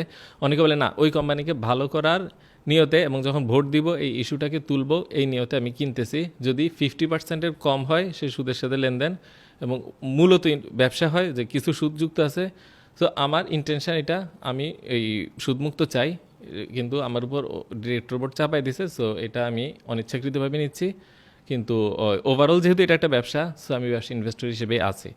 তো এটা একটা সলিউশন হিসেবে অনেকে ফতোয়া দিচ্ছেন। আর শেয়ার মার্কেটের জাকাতটা কিছু কমই আসে, গোল্ডে যেরকম জাকাত অনেক বেশি আসে, শেয়ার মার্কেটে জাকাত কম আসে। কেন? কারণ আপনি শেয়ারের ফুল ভ্যালুর উপর কিন্তু জাকাত দিতে হয় না। কেন? কারণ একটা কোম্পানির ফিক্সড অ্যাসেট আছে, কারেন্ট অ্যাসেট আছে। ব্যালেন্স শিট দেখলে দেখবেন যে কারেন্ট অ্যাসেট সামান্য, ফিক্সড অ্যাসেট অনেক। কারণ ফ্যাক্টরি, মেশিন এগুলোর উপর তো জাকাত নাই। সেই জন্য আপনি কোম্পানির ব্যালেন্স শিট দেখে কারেন্ট অ্যাসেট যতটুকু, ধরা যাক 10% কারেন্ট অ্যাসেট, তো আপনি আপনার টোটাল ইনভেস্টমেন্টের ওই কারেন্ট অ্যাসেটের পার্সেন্টটুকু খালি জাকাত দিবেন, খুব অল্প। এবং আরও মজার ব্যাপার হচ্ছে যে কারেন্ট লাইবিলিটি যেটা থাকে, ঋণ যে ওইটা আবার বাদও যায়, তো দেখা গেলো তেমন একটা জাকাত আসে না। শেয়ার মার্কেট একটা ভালো উত্তম, স্পেকুলেশন থেকে মুক্ত থাকতে হবে, আর যেসব কোম্পানি হেভিলি সুদের সাথে যুক্ত ওগুলোর থেকে যথাসম্ভব মুক্ত থাকতে হবে। তো এইভাবে ইনভেস্ট করতে পারেন, এটা আমার না, মনে না, হয়। অনেক অনেক কথা বলে ফেলছি ইনভেস্টমেন্ট, আমার কিন্তু মূল লেখাপড়া ইনভেস্টমেন্টই। আমি যে সিএফএ, আমার মূল লেখাপড়া ইনভেস্টমেন্টে, কিন্তু ওই স্পেকুলেশন আর সুদের সম্পৃক্ততা একটু বেশি থাকায় আমি অনেক সময় যেতে পারি না। এবং কিছু কিছু মিউচুয়াল ফান্ড আছে যেগুলা নাম ইসলামী মিউচুয়াল ফান্ড, যারা শুধুমাত্র যেই শেয়ারগুলা এই মানে এই সুদের সাথে বা অন্য হারাম ব্যবসার সাথে জড়িত না, শুধুমাত্র ওখানে ইনভেস্ট করে। তো এরকম মিউচুয়াল ফান্ডে ইনভেস্ট করলে আপনার টেনশন করতে লাগবে না, আপনি আপনার টাকাটা দিবেন, যে করার সে করবে। তো বলে রাখবেন যে স্পেকুলেশন না যায়, যেন রিয়েল ইনভেস্ট করে। এইটাই আমি তো আসলে এটা তুলে একটা আনতে সময়। চাচ্ছিলাম যে ওই যে যেটাকে বলে এসআইপি একটা আছে, যেরকম ইসলামিক যেটা সুকুকের যদি আপনি একটু করতেন আর কি, যে কয়েকটা জিনিস আছে, এটা যদি একটু আমাকে মানে আমাদের অডিয়েন্সের উদ্দেশ্যে আর একটু যদি বল, কিছু সারিয়া বেসড কিছু আছে আর কি, আপনার হইতেছে যে ফাইন্যান্স ইনস্টিটিউট আছে আর কি। আচ্ছা আচ্ছা আচ্ছা, সুকুক যেটা সেইটা একটা জিনিস, আর শরিয়া বেস যে হ্যাঁ, অ্যাসেট ম্যানেজমেন্ট সেটা আরেকটা। তো বর্তমানে দেখলাম কিছু কিছু ব্যাংকও আর কি শরিয়া বেসড ইসলামী অ্যাসেট ম্যানেজমেন্ট করছে। এরা ভিতরে কি করছে এই তথ্যটা আসলে বাহির থেকে পাওয়া ডিফিকাল্ট। অনেক সময় তারা মার্কেটিং করে, দেখা গেলো সারা জীবনে সে হালাল ব্যবসা কোনো কিছুর সাথে নেই, হঠাৎ করে একটা প্রোডাক্ট খুললো। আসলে এটা আমার জন্য একটা টেনশনের বিষয় যে বুঝতে এটার পারছি। ব্যাপারে না, কি বুঝতে মন্তব্য পারছি। দিব। বাট তো অপশন আছে, আমি এটা কিন্তু বলতেছি। আমি হ্যাঁ, আমি of course চাইতেছি option না যে আছে। অডিয়েন্স শুধু প্যানিক হোক, ভয় পাক, আমি এটা চাইতেছি না। না না না না, মোটেও না। ইসলাম ইজ বিউটিফুল। আপনি কারাবন্দি আছেন, আপনি কারাগার থেকে মুক্ত হবেন, আপনি তো প্যানিক করবেন যে আমি এখন কোথায় থাকবো। কারণ এটা তো আপনার ঘর ছিল কারাগার, আপনি তো আবার ঘর তৈরি করতে হবে। আপনি বলেন আমি খাবো কি, আপনাকে তো ফসল ফলাতে হবে। It's a panic when you live in prison. বুঝে গেল? তো ভয়ের কিছু নাই, জাস্ট আমি তো বেঁচে আছি নাকি আমি তো ভালোই আছি আলহামদুলিল্লাহ, আমি চিন্তামুক্ত আছি না। আমি তো ওই না খাই রাখাই না লাগদি না, আল্লাহ নীলতিমিকে খাওয়াচ্ছে না। একটা নীলতিমি যে পরিমাণ খায় আপনি সারা জীবনে জানি না অতটুকু খাইতে পারেন কিনা, ও তো সুদমুক্তভাবে খেয়ে যাচ্ছে। আপনার চিন্তা কি? একটা হাতি খাচ্ছে না বনে জঙ্গলে, যে হাতি সে কার চাকরি করে, কার থেকে সুদ নেয়, কিসের চিন্তা? ওইটা বাদই দিলাম, যে ইস্যুটা ছিল সুকুক আর এগুলো। হ্যাঁ, ওই যদি কেউ ভালোভাবে ওই মিউচুয়াল ফান্ডটা ম্যানেজ করে, যেটা বলছেন আলহামদুলিল্লাহ খুব ভালো। তার চেয়ে ভালো হয় উনি যেটা বলছে যে আমরা যারা সত্যিকার বিপদগ্রস্তদেরকে যে মুশারিকা সিস্টেমে যদি বারবার ইনভেস্টমেন্ট করে, আর যদি ক্ষুদ্র ঋণ সেখানে কর্জে হাসান আনতে পারে। এই যে আমরা যে দেখি বর্তমানে ক্ষুদ্র ঋণ প্রতিষ্ঠানের নাম বলবো না, তারা তো অনেক সুদ নেয়, কিন্তু নাম বললে আবার সমস্যা হয়ে যায়। যাই হোক, সুদখোর বলে মাইন্ড করে। তো এখন ব্যাপার হচ্ছে যে এগুলা যদি কেউ মানে এইসব প্রতিষ্ঠানে কিন্তু অনুদানের অভাব হয় না, আপনারা জানেন এইসব এনজিওগুলার। তো তারা অনুদানটা ম্যানেজমেন্ট কস্ট নিয়ে যদি কর্জে হাসানা করতে পারে তাইলেও চলে। আর যদি কর্জে হাসানার জাস্ট এই ট্রানজ্যাকশানের জন্য যে ম্যানেজমেন্ট কস্টটা আসে সেটা যদি আপনি বিয়ার করেন, এই কিছু মতামত আছে যে এটা হালাল, যে আপনি সুদ দিবেন না, শুধুমাত্র যে এই ট্রানজ্যাকশনটা করতে যে ফিটা লাগছে ধরে যাক সেইটা নিতে পারবেন। ধরে যাক আপনাকে আমি কর্জেশনে দিব, আবার ফেরত নিব, তো একটা লোক পাঠাইছি, তো এখন ওই লোককে আপনার কাছে টাকা দিয়ে আনতে তার রিক্সা ভাড়া লাগছে বা কিছু, আপনি ওকে ওই টাকা বললাম যে ওকে ওই টাকা দিয়ে দিও। ঠিক তেমনি যদি একটা প্রতিষ্ঠান চালানোর জন্য জাস্ট রিলেভেন্ট একটা ফিক্সড কস্ট নিতে পারে সবার থেকে, এটা এই সুদের হারের মতন না, এটা কিছু শর্ত আছে, ওইভাবে নিতে পারে, তাও নিতে পারে। যাই হোক, আর যেটা বলছিলাম সুকুক নিয়ে মনে হয় বলছিলাম, যে সুকুক কিন্তু আসলে হচ্ছে বন্ডের একটা অল্টারনেটিভ এবং খুব নাইস একটা অল্টারনেটিভ। সুকুক যদি কেউ রাইট ওয়েতে করতে পারে সেটা খুবই সুন্দর একটা সিস্টেম। এটা কীরকম, ধরেন আপনি বললেন যে আমার হাতে 10 কোটি টাকা আছে, আমি ফিক্সড রিটার্ন চাই, মোটামুটি ফিক্সড, একদম ফিক্সড তো আসলে সম্ভব না। তো এখন আমরা 10 জন আছি, প্রত্যেকের হাতে 1 কোটি, তো একটা বাড়ি করতে লাগবে 10 কোটি। এখন 10 কোটিটা নাই, 1 কোটি টাকা দিয়ে বাড়ি হয় না। তখন কি করব, 10 জন 1 কোটি টাকা জমা দিব, একজন ব্যক্তি 10 কোটি টাকা দিয়ে বাড়ি করে প্রতি বছর বছর আমাদের ভাড়া তুলে দিবে। এটা কি হলো যে আমরা তারপরে 20 বছর যাবে, 20 বছর পর সে বাড়িটা বিক্রি করে দিবে, যেই দামে বিক্রি হবে আমাদের 10 জনকে 10 ভাগ করে টাকাটা দিয়ে দিবে। জাস্ট বন্ডের অল্টারনেটিভ। বন্ড কি ছিল, যে আমরা এই ঋণ দিব, আবার টাকা ফেরত পাবো, মাঝখানে লাভ পাবো। তো এখানে কি করলো, টাকা দিলাম, বাড়ি করলো, ভাড়াটা ভাগ করে দিল, তার বাড়িটা বিক্রি করলো, এবং এইটা ইনফ্লেশন অ্যাডজাস্টেড। আমরা যেমন দেখি টাকার ভ্যালু কমে যাচ্ছে, সেজন্য আমাদের লস হয়ে যাচ্ছে, এখানে এটা হবে না। কেন? কারণ বাড়িতেও 20 বছর পরে তার বেশি দামে বিক্রি হবে। সুকুক খুব নাইস জিনিস যদি ভালোভাবে করা যায়, কিন্তু বর্তমানে অনেক সুকুক বের হচ্ছে যারা আসলে কমপ্লায়েন্স মেনটেন করছেন। আসলে একটা জিনিস কি জানেন, আমরা যে যখন নিয়ম নীতি ভেঙে পড়ে, মোরালিটি থাকে না, আল্লাহর ভয় থাকে না, তো সেখানে আমরা লাভের জন্য যে কোনো কিছু করতে পারি। তো লাভের জন্য যদি সুকুকের নামে মিথ্যা কথা বলতে হয়, মানুষ বলে দেয়। এগুলা তো আসলে কোনো আইন দিয়ে এভাবে মানে একটা নজরদারি বোর্ড থাকবে ইন্ডিপেন্ডেন্ট, যারা কারো থেকে লাভ নিবে না, যারা হচ্ছে কি যে সবাইকে পুলিশিং করবে যে তুমি ঠিক মতন করছো কিনা, তাইলে আর কি আমাদের সবার জন্য জিনিসগুলো অনেক সহজ হতো। আমিও নাম বলতে পারতাম এর থেকে কিনেন ওর থেকে কিনেন। তো কিন্তু কেউ যদি রিয়েল সুকুক করে অবশ্যই কিনবেন, আর যদি বাজারে রিয়েল সুকুক না পাওয়া যায় আপনি নিজেরা মিলে নিজেরা করে ফেলতে পারেন। আমি মাঝে মাঝে মাদ্রাসাতেও আপনার লেকচার নেওয়ার সুযোগ হয়েছিল, এবং অনলাইনেও মাঝে মাঝে আমরা যে ইয়েগুলো করি, সেশনগুলো করি, সেখানে বিভিন্ন বিশ্বাসের মানুষও কিন্তু থাকে। তো অনেক সময় আমি প্রশ্ন করি যে আচ্ছা, আমরা যদি প্রত্যেকটা ব্যক্তি ঠিকভাবে জাকাত দিতাম, তাহলে কি আমরা হজরত ওমর রাদিয়াল্লাহু আনহু বা এই সময়ের আবু বকর রাদিয়াল্লাহু আনহু বা রাসূল ওইরকম একটা অর্থনীতি পাইতাম কিনা? তো মানুষে দেখি যে না পাইতাম না, মাথার মধ্যে যেন কি একটা, তখন বলে আচ্ছা কী সমস্যা, কী সমস্যা? তো বলে ভাই জাকাত তো ঠিক মতন দেই না। আমি বলি না ঠিক মতন দিব। বলে কি যে শোনেন, জাকাত দেওয়ার নিয়ম আছে। কি নিয়ম? যে আপনি এমনভাবে জাকাত দিবেন যেন সে লোকটা স্বাবলম্বী হয়, আগামী বছর না আসতে পারে। আপনি তাকে লুঙ্গি একটু দিলেন, তারপর হচ্ছে কি যে একটা গামছা কিনে দিলেন, এগুলো কোনো জাকাত হবে না। বলে আচ্ছা ঠিক আছে, যেমনি দেওয়ার তেমনি দিব, স্বাবলম্বী করে দিব, রিক্সা কিনে দিব, নয় তার হচ্ছে ঘর করে দিব, যে কোনো কিছু একটা করে দিব। এবারে কি আমরা ওই অর্থনীতি পাবো কিনা? সবাইকে দিতে হবে, একদম সঠিক নিয়মে হিসাব করতে হবে। বলে হ্যাঁ করবো, দিব। এবারে প্রায় 90% বলে হ্যাঁ ইনশাল্লাহ পাইতে পারি, কিন্তু দুই একজন একটু ইয়ে করে। আমি বলি কী সমস্যা? বলে ভাই এটা তো রাষ্ট্রীয়ভাবে করার নিয়ম, আসলে আমরা তো বেসরকারিভাবে এগুলো এইভাবে করি না বা করবো না। বলে যা, সরকার বললো যে হ্যাঁ আর কিছু হোক না হোক এই জিনিসটা আমি প্রপারলি এস্টাবলিশ করব, তাইলে কি আমরা ওইরকম একটা অর্থনীতি পাবো কিনা সোনালি। তারপরে সবাই ইনশাল্লাহ ইনশাল্লাহ খুশি। তো দেখা যায় যে একবার একটা কনটেক্সটে পুরা রুমের আমার পাশে যে ওস্তাদ ছিল, ওস্তাদ ছাত্র সহ প্রায় 40 জনই বলছে আমরা ওকে, একমাত্র আমি হাত তুলে বলছি না হবে না। সবাই অবাক, কী ব্যাপার, এ কেন? এখন আমার চ্যালেঞ্জটা কি 41 জনকে কনভিন্স করা, তাদের সবাই না বলতে হবে। এবং ওইটা হয়েছে। এবং আজকে আপনারা দুজন অবাক, আপনারা এখনই বলবেন না। একটা জিনিস চিন্তা করেন, সুদ কি আল্লাহ রাসূলের বিরুদ্ধে যুদ্ধ, আর আমাদের বর্তমান সমাজে কি রন্ধ্রে রন্ধ্রে সুদ। তার মানে আমাদের সমাজের প্রতিটা ইন্ডিভিজুয়াল আল্লাহ রাসূলের বিরুদ্ধে যুদ্ধ করতে শুধু জাকাত দিয়ে ওই অর্থনীতি পাবো? আপনি তো ভুলেই গেছেন যে আমরা কোন সমাজে আছি। আমাদের যে কর ব্যবস্থা, সেটা কি ওই কর ব্যবস্থার সমান না। আমাদের যে মুদ্রা ব্যবস্থা, যেখানে প্রতিটা টাকা সুদ, আমাদের যে এই টাকাটা একজন নিজের ব্যাংক ব্যবস্থা ফ্র্যাকশনাল রিজার্ভ ব্যাংকিংয়ের মধ্যে দিয়ে নিজের ইচ্ছা মতন ছাপাচ্ছে, এগুলো কি তখন ছিল? এই সব কিছু আপনি অক্ষুণ্ণ রেখে শুধু জাকাত দিয়ে একেবারে জগৎ উদ্ধার করে ছাড়বেন, এটা না, এটা হয় না এমনি। এবার বলেন আপনারা সম্ভব ওইটার এটা এক হওয়া? আমি প্রতিটা ইন্ডিভিজুয়াল কোনো না কোনোভাবে যুদ্ধরত আছি, আর আমি বলবো কি যে ওইটা পেয়ে যাব, এত সোজা না। তাহলে কি সুদকে উচ্ছেদ করতে হবে, তারপরে জাকাত দিতে হবে, তাহলে কি সম্ভব? না, তাও সম্ভব না।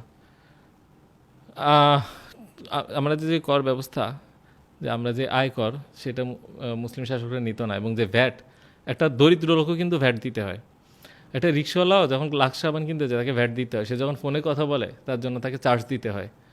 তো এই ধরনের অনেক যে কর ব্যবস্থা, এটা চালু রেখে আমরা কি ওদের মতন কিছু পাইতে পারবো? ওরা তো এটা করে নাই। আমরা তো হচ্ছে খারাপ কাজ করতেছি। আমরা তো একটা দরিদ্রতম ব্যক্তির থেকেও কি কর নিচ্ছি, তাই না? আমাদের যে আমদানি রপ্তানি শুল্ক, যেভাবে লাইসেন্সিং করা, যে ধরনের প্যাটেন্ট সিস্টেম, এলসি, এসব কিছু যেটা ফলো করতেছে, তাদের তো ফ্রি ছিল আরও ইকোনমিটা, আরও ওপেন মার্কেট ফ্রি ইকোনমি ছিল। দুটো তো এক হইতে পারে না। তাদের আইন আর আমাদের আইন কি এক? তাদের দুর্নীতি আর আমাদের দুর্নীতি কি এক? এতই সোজা। প্রত্যেকটা জিনিসের এফেক্ট আছে। একটা দুর্নীতিগ্রস্ত সমাজে আপনি বলতে পারেন না যে অন্য সব কিছু ওদের মতন করলে আমরা সব ঠিক হয়ে যাব, না।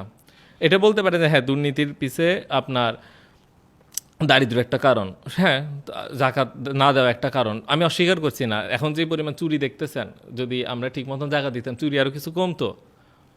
আমরা যে পরিমাণ পুকুর চুরি দেখতেছি, যদি আপনার এই আমাদের কর ব্যবস্থা পরিবর্তিত হইতো এবং সুদের এই পরিমাণ প্রেশর না থাকতো, তাহলে হয়তো জিনিসটা কমতো।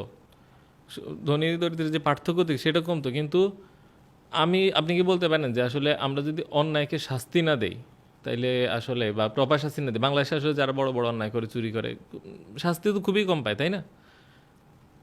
তো এইভাবে তো আসলে হয় না। তো আসলে এইটাই এখন আপনি বলেন যে এইভাবে কিন্তু 40 জনে কিন্তু লাস্টে এগ্রি করছে আমার সাথে, না শুধু জাকাত দিয়ে হবে না। সুতরাং জাকাত ভিত্তিক অর্থনীতি বলে মানে কোনো বয়ানে আপনারা বিলিভ করবেন না। আপনি বলবেন যে টোটাল যে আদর্শ অর্থনীতি ব্যবস্থা সেইটা, এটা যে মানে আমি বলি কি যে একটা আদর্শ অর্থনীতি ব্যবস্থা তোমরা প্রতিষ্ঠিত করো যেখানে কি হবে, যেখানে আপনার এই বৈষম্য কম থাকবে, যেখানে প্রত্যেকটা মানুষ সুযোগ সুবিধা পাবে। এখন তো আসলে আমরা সবাই সুযোগ সুবিধা পাই না।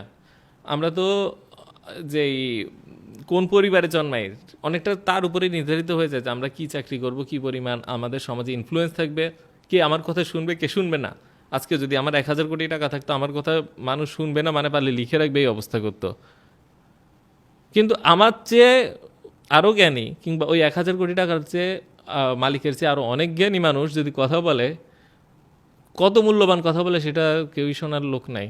তার কথার মূল্য কে? ব্যক্তি হিসেবে আপনার যত টাকা আপনার কথা তত মূল্য, এরকম একটা পুরোপুরি সরলরেখা না হলেও এরকম একটা সিস্টেম কম বেশি দাঁড়াইছে। তার মানে কি আমাদেরকে আদর্শ অর্থনীতি ব্যবস্থা করতে হবে যেখানে আমাদের ইনইকুয়ালিটি কম থাকবে। ইনইকুয়ালিটি একটা বিগ প্রবলেম, যেখানে আপনার টাকা কম আছে দেখে কেউ আপনাকে অসম্মান করবে না, যেখানে একজনের 1000 কোটি টাকা আছে দেখে আপনি তাকে সালাম করে জন্মের ব্যাপারটা তা না। হ্যাঁ, মানুষ হিসেবে সালাম দিবেন, কিন্তু এমন না যে সে আপনার জীবনের উপর নিয়ন্ত্রণ আনবে। আপনি কি লেখাপড়া করেন, আপনি কি মিডিয়াতে কি দেখেন, আপনি কি খান, সব কিছুর উপর তার নিয়ন্ত্রণ যাবে, এরকম থাকবে না। এখন এই যে ইনইকুয়ালিটি, এটা কমানোর জন্য আমরা দেখি যে কল্যাণ অর্থনীতি বা ওয়েলফেয়ার ইকোনমি যেটা নর্থ ইউরোপে আছে, আমি কিন্তু ওইসব দেশে ছিলাম, পড়াশোনা করেছি। তারা কি করে, তারা ধনীকে ট্যাক্স দেয় অনেক বেশি, মানে 40%, এমনকি হাইস্ট ট্যাক্স স্ল্যাব নরওয়েতে আপনার 60-70%-এও পৌঁছে যায়। তো মানে আপনার আয় কিছুই থাকে না, মাত্র 30-40% আয় নিজের পকেটে ঢুকাইতে পারেন। ওই পরিমাণ ট্যাক্স দিয়ে তারা সবার জন্য বেনিফিট দেয়, যে সমাজের সবার জন্য যে সাধারণ বেনিফিট সেগুলো দেয়, যে আপনার যে এডুকেশনটা ফ্রি, আপনার ছোটোবেলা থেকে একদম ইউনিভার্সিটি লেভেল পর্যন্ত এডুকেশনটা ফ্রি। তারপরে আপনার যেই স্টুডেন্টদের জন্য ওই যে ট্রান্সপোর্টেশন সেটা অনেক সাবসিডি করা থাকে। তারপরে হচ্ছে যে আপনার ওই যখন সন্তান হবে, যে সন্তানের যতগুলো সন্তান হবে ততগুলো সন্তানের হাত খরচ দেওয়ার জন্য আপনি টাকা পাবেন। তো একটা ফ্যামিলি রেস করার জন্য কিন্তু এটা একটা বেশ মজাদার, যে আপনার সন্তান হওয়ার সাথে সাথে আপনাকে ক্যাশ দিচ্ছে কিছু, যে কষ্ট করছে সন্তানটা হয়েছে টাকা নাও, এবং প্রতি মাসে মাসে সন্তানকে পালবে একটু টাকা নাও, যত সন্তান হয় তত দিবে। তো এবং ওদেরকে স্কুলে দিবেন, স্কুলেও তারা কি ফ্রিতে লেখাপড়া করতে পারবে, এবং তারা যখন বাসে চলাফেরা করবে অনেক কম খরচে করতে পারবে। এবং যখন আপনি অসুস্থ হবেন, দেখা গেল যে আপনি চাকরি করা অবস্থায় 30 বছর বয়সে হঠাৎ অক্ষম হয়ে গেলেন, 2 পা চলে গেল, বা অ্যাক্সিডেন্ট হলেন, বা অসুখ হয়ে স্ট্রোক করলো, প্যারালে, আপনি যেই বেতন পাইতেন বাকি সারা জীবন ওই বেতনই পাইতে থাকবেন নরওয়েতে। এইটা সরকার পেনশন ফান্ডের মাধ্যমে এটা ব্যবস্থা করতেছে। তো এর মধ্যে কি একটা এক ধরনের শান্তি আছে, তাই না? শুনতে তো শান্তি লাগতেছে। ইসলামও কিন্তু একই কাজ করে, যে বর্তমানে যে ওয়েলফেয়ার ইকোনমি সেটা ট্যাক্সের মধ্যে দিয়ে হয়, ইসলামে এটা হয় জাকাতের মধ্যে দিয়ে। জাকাত হচ্ছে কি, যে ইনইকুয়ালিটিটা তৈরি হয় উপর থেকে কিছু সম্পদ নিচে পার করে, এবং এতে কখনো গরিব ছোট হয় না। কেন ছোট হয় না? গরিব ধনীকে বলতে পারে এটা তো আমার হক, তুমি আমার হক মেরে খাইতেছ। এবং ধনী দিয়েও কখনো গর্ব করতে পারে না, আমি তো তোকে দিছি, এটা তোমার হক, বরং আমি কি করব, নিজে ওর বাড়িতে গিয়ে দিব, এটা নিয়ম। কারণ আপনি যদি আমার থেকে টাকা পান, আমি আপনাকে এসে দিব, সেটাতে নিয়ম। তো এখন যদি দেখেন যে ধনীরা গরিবের বাড়িতে বাড়িতে ঘুরে ঘুরে আপনার টাকা দিয়ে যাচ্ছে, দেখেন ধনী দরিদ্রের সম্পর্কটা কত সুন্দর হয়। এখন আমরা কি, ধনী হেট করে গরিবকে, গরিব ঘৃণা করে ধনীকে, একটা যেন টেনশন, একটা ফাইট, দরকার নাই তো। আপনি কল্পনা করে, তারপর হচ্ছে কি যে আপনার এরা এসে আমার পাশের বুয়ার বাড়িতে এসে টাকা দিয়ে যাচ্ছে, বা সে টাকা তার লোককে অন্তত কয়েকজনের বাড়িতে দিচ্ছে, বাকি যেখানে যেতে পারবে না তার লোক এসে দিয়ে যাচ্ছে, বলবে হ্যাঁ যে স্যার পাঠাইছে, নাও। তো সম্পর্কটাই কিন্তু অন্যরকম হয়ে যাবে মানুষের। এটা কি উপর থেকে নিচে কেমনে পার করে। কিন্তু ওয়েলফেয়ার ইকোনমিক্সের একটা সমস্যা কি জানেন, নিচ থেকে যখন সম্পদ উপরে উঠে, যে মেশিন, সেটা হচ্ছে সুদ, সেইটা তারা কাট করে নাই।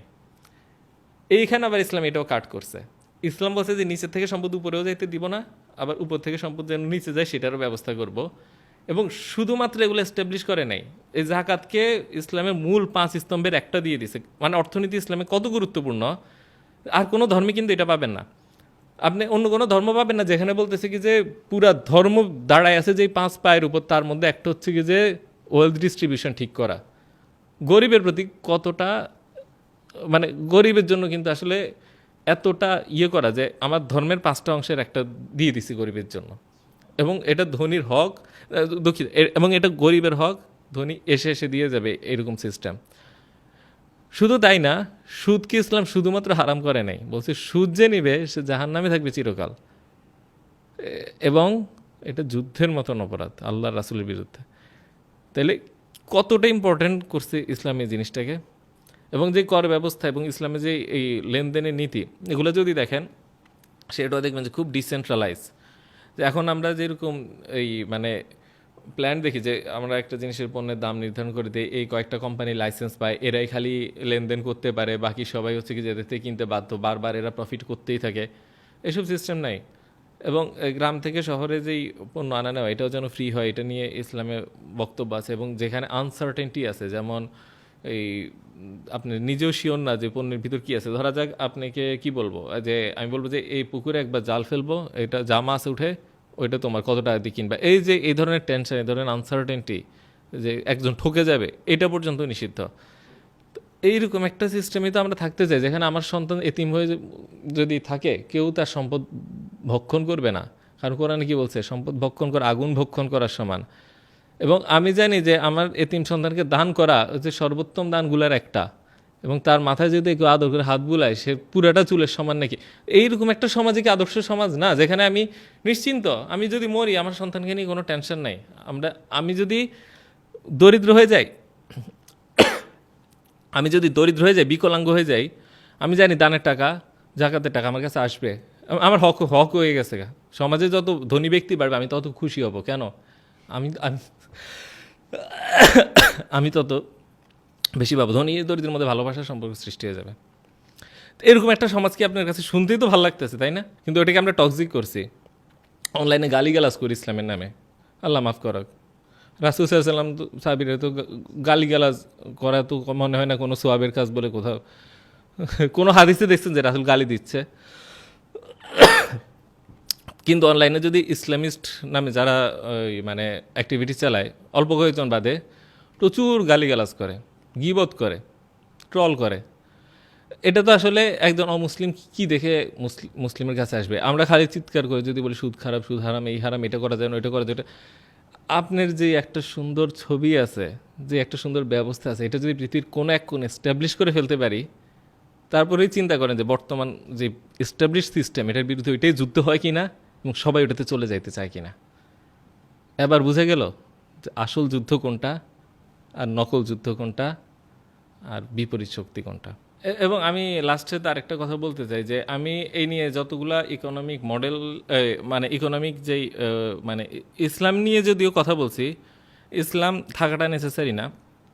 আপনি যে ইকোনমিক মডেলটা বললাম, এটা যে কোনো দেশে যদি অ্যাপ্লাই করেন তারা বেনিফিটেড হবে। এটা যদি আপনি বলেন যে না, এই আজকে থেকে আমেরিকা কিংবা নর্থ কোরিয়া, ধরলাম নর্থ কোরিয়ায়, যে এই কিংবা আপনার চীন বা রাশিয়া, যে কেউ যদি এরকম বলে যে আচ্ছা এখন থেকে আমাদের দেশের জাকাত টাকাত কিছু বলার দরকার নাই, আমাদের দেশের ধনীদের সঞ্চিত সম্পদের এত % ডোনেট করতে হবে, ডোনেট করতে হবে কাদেরকে?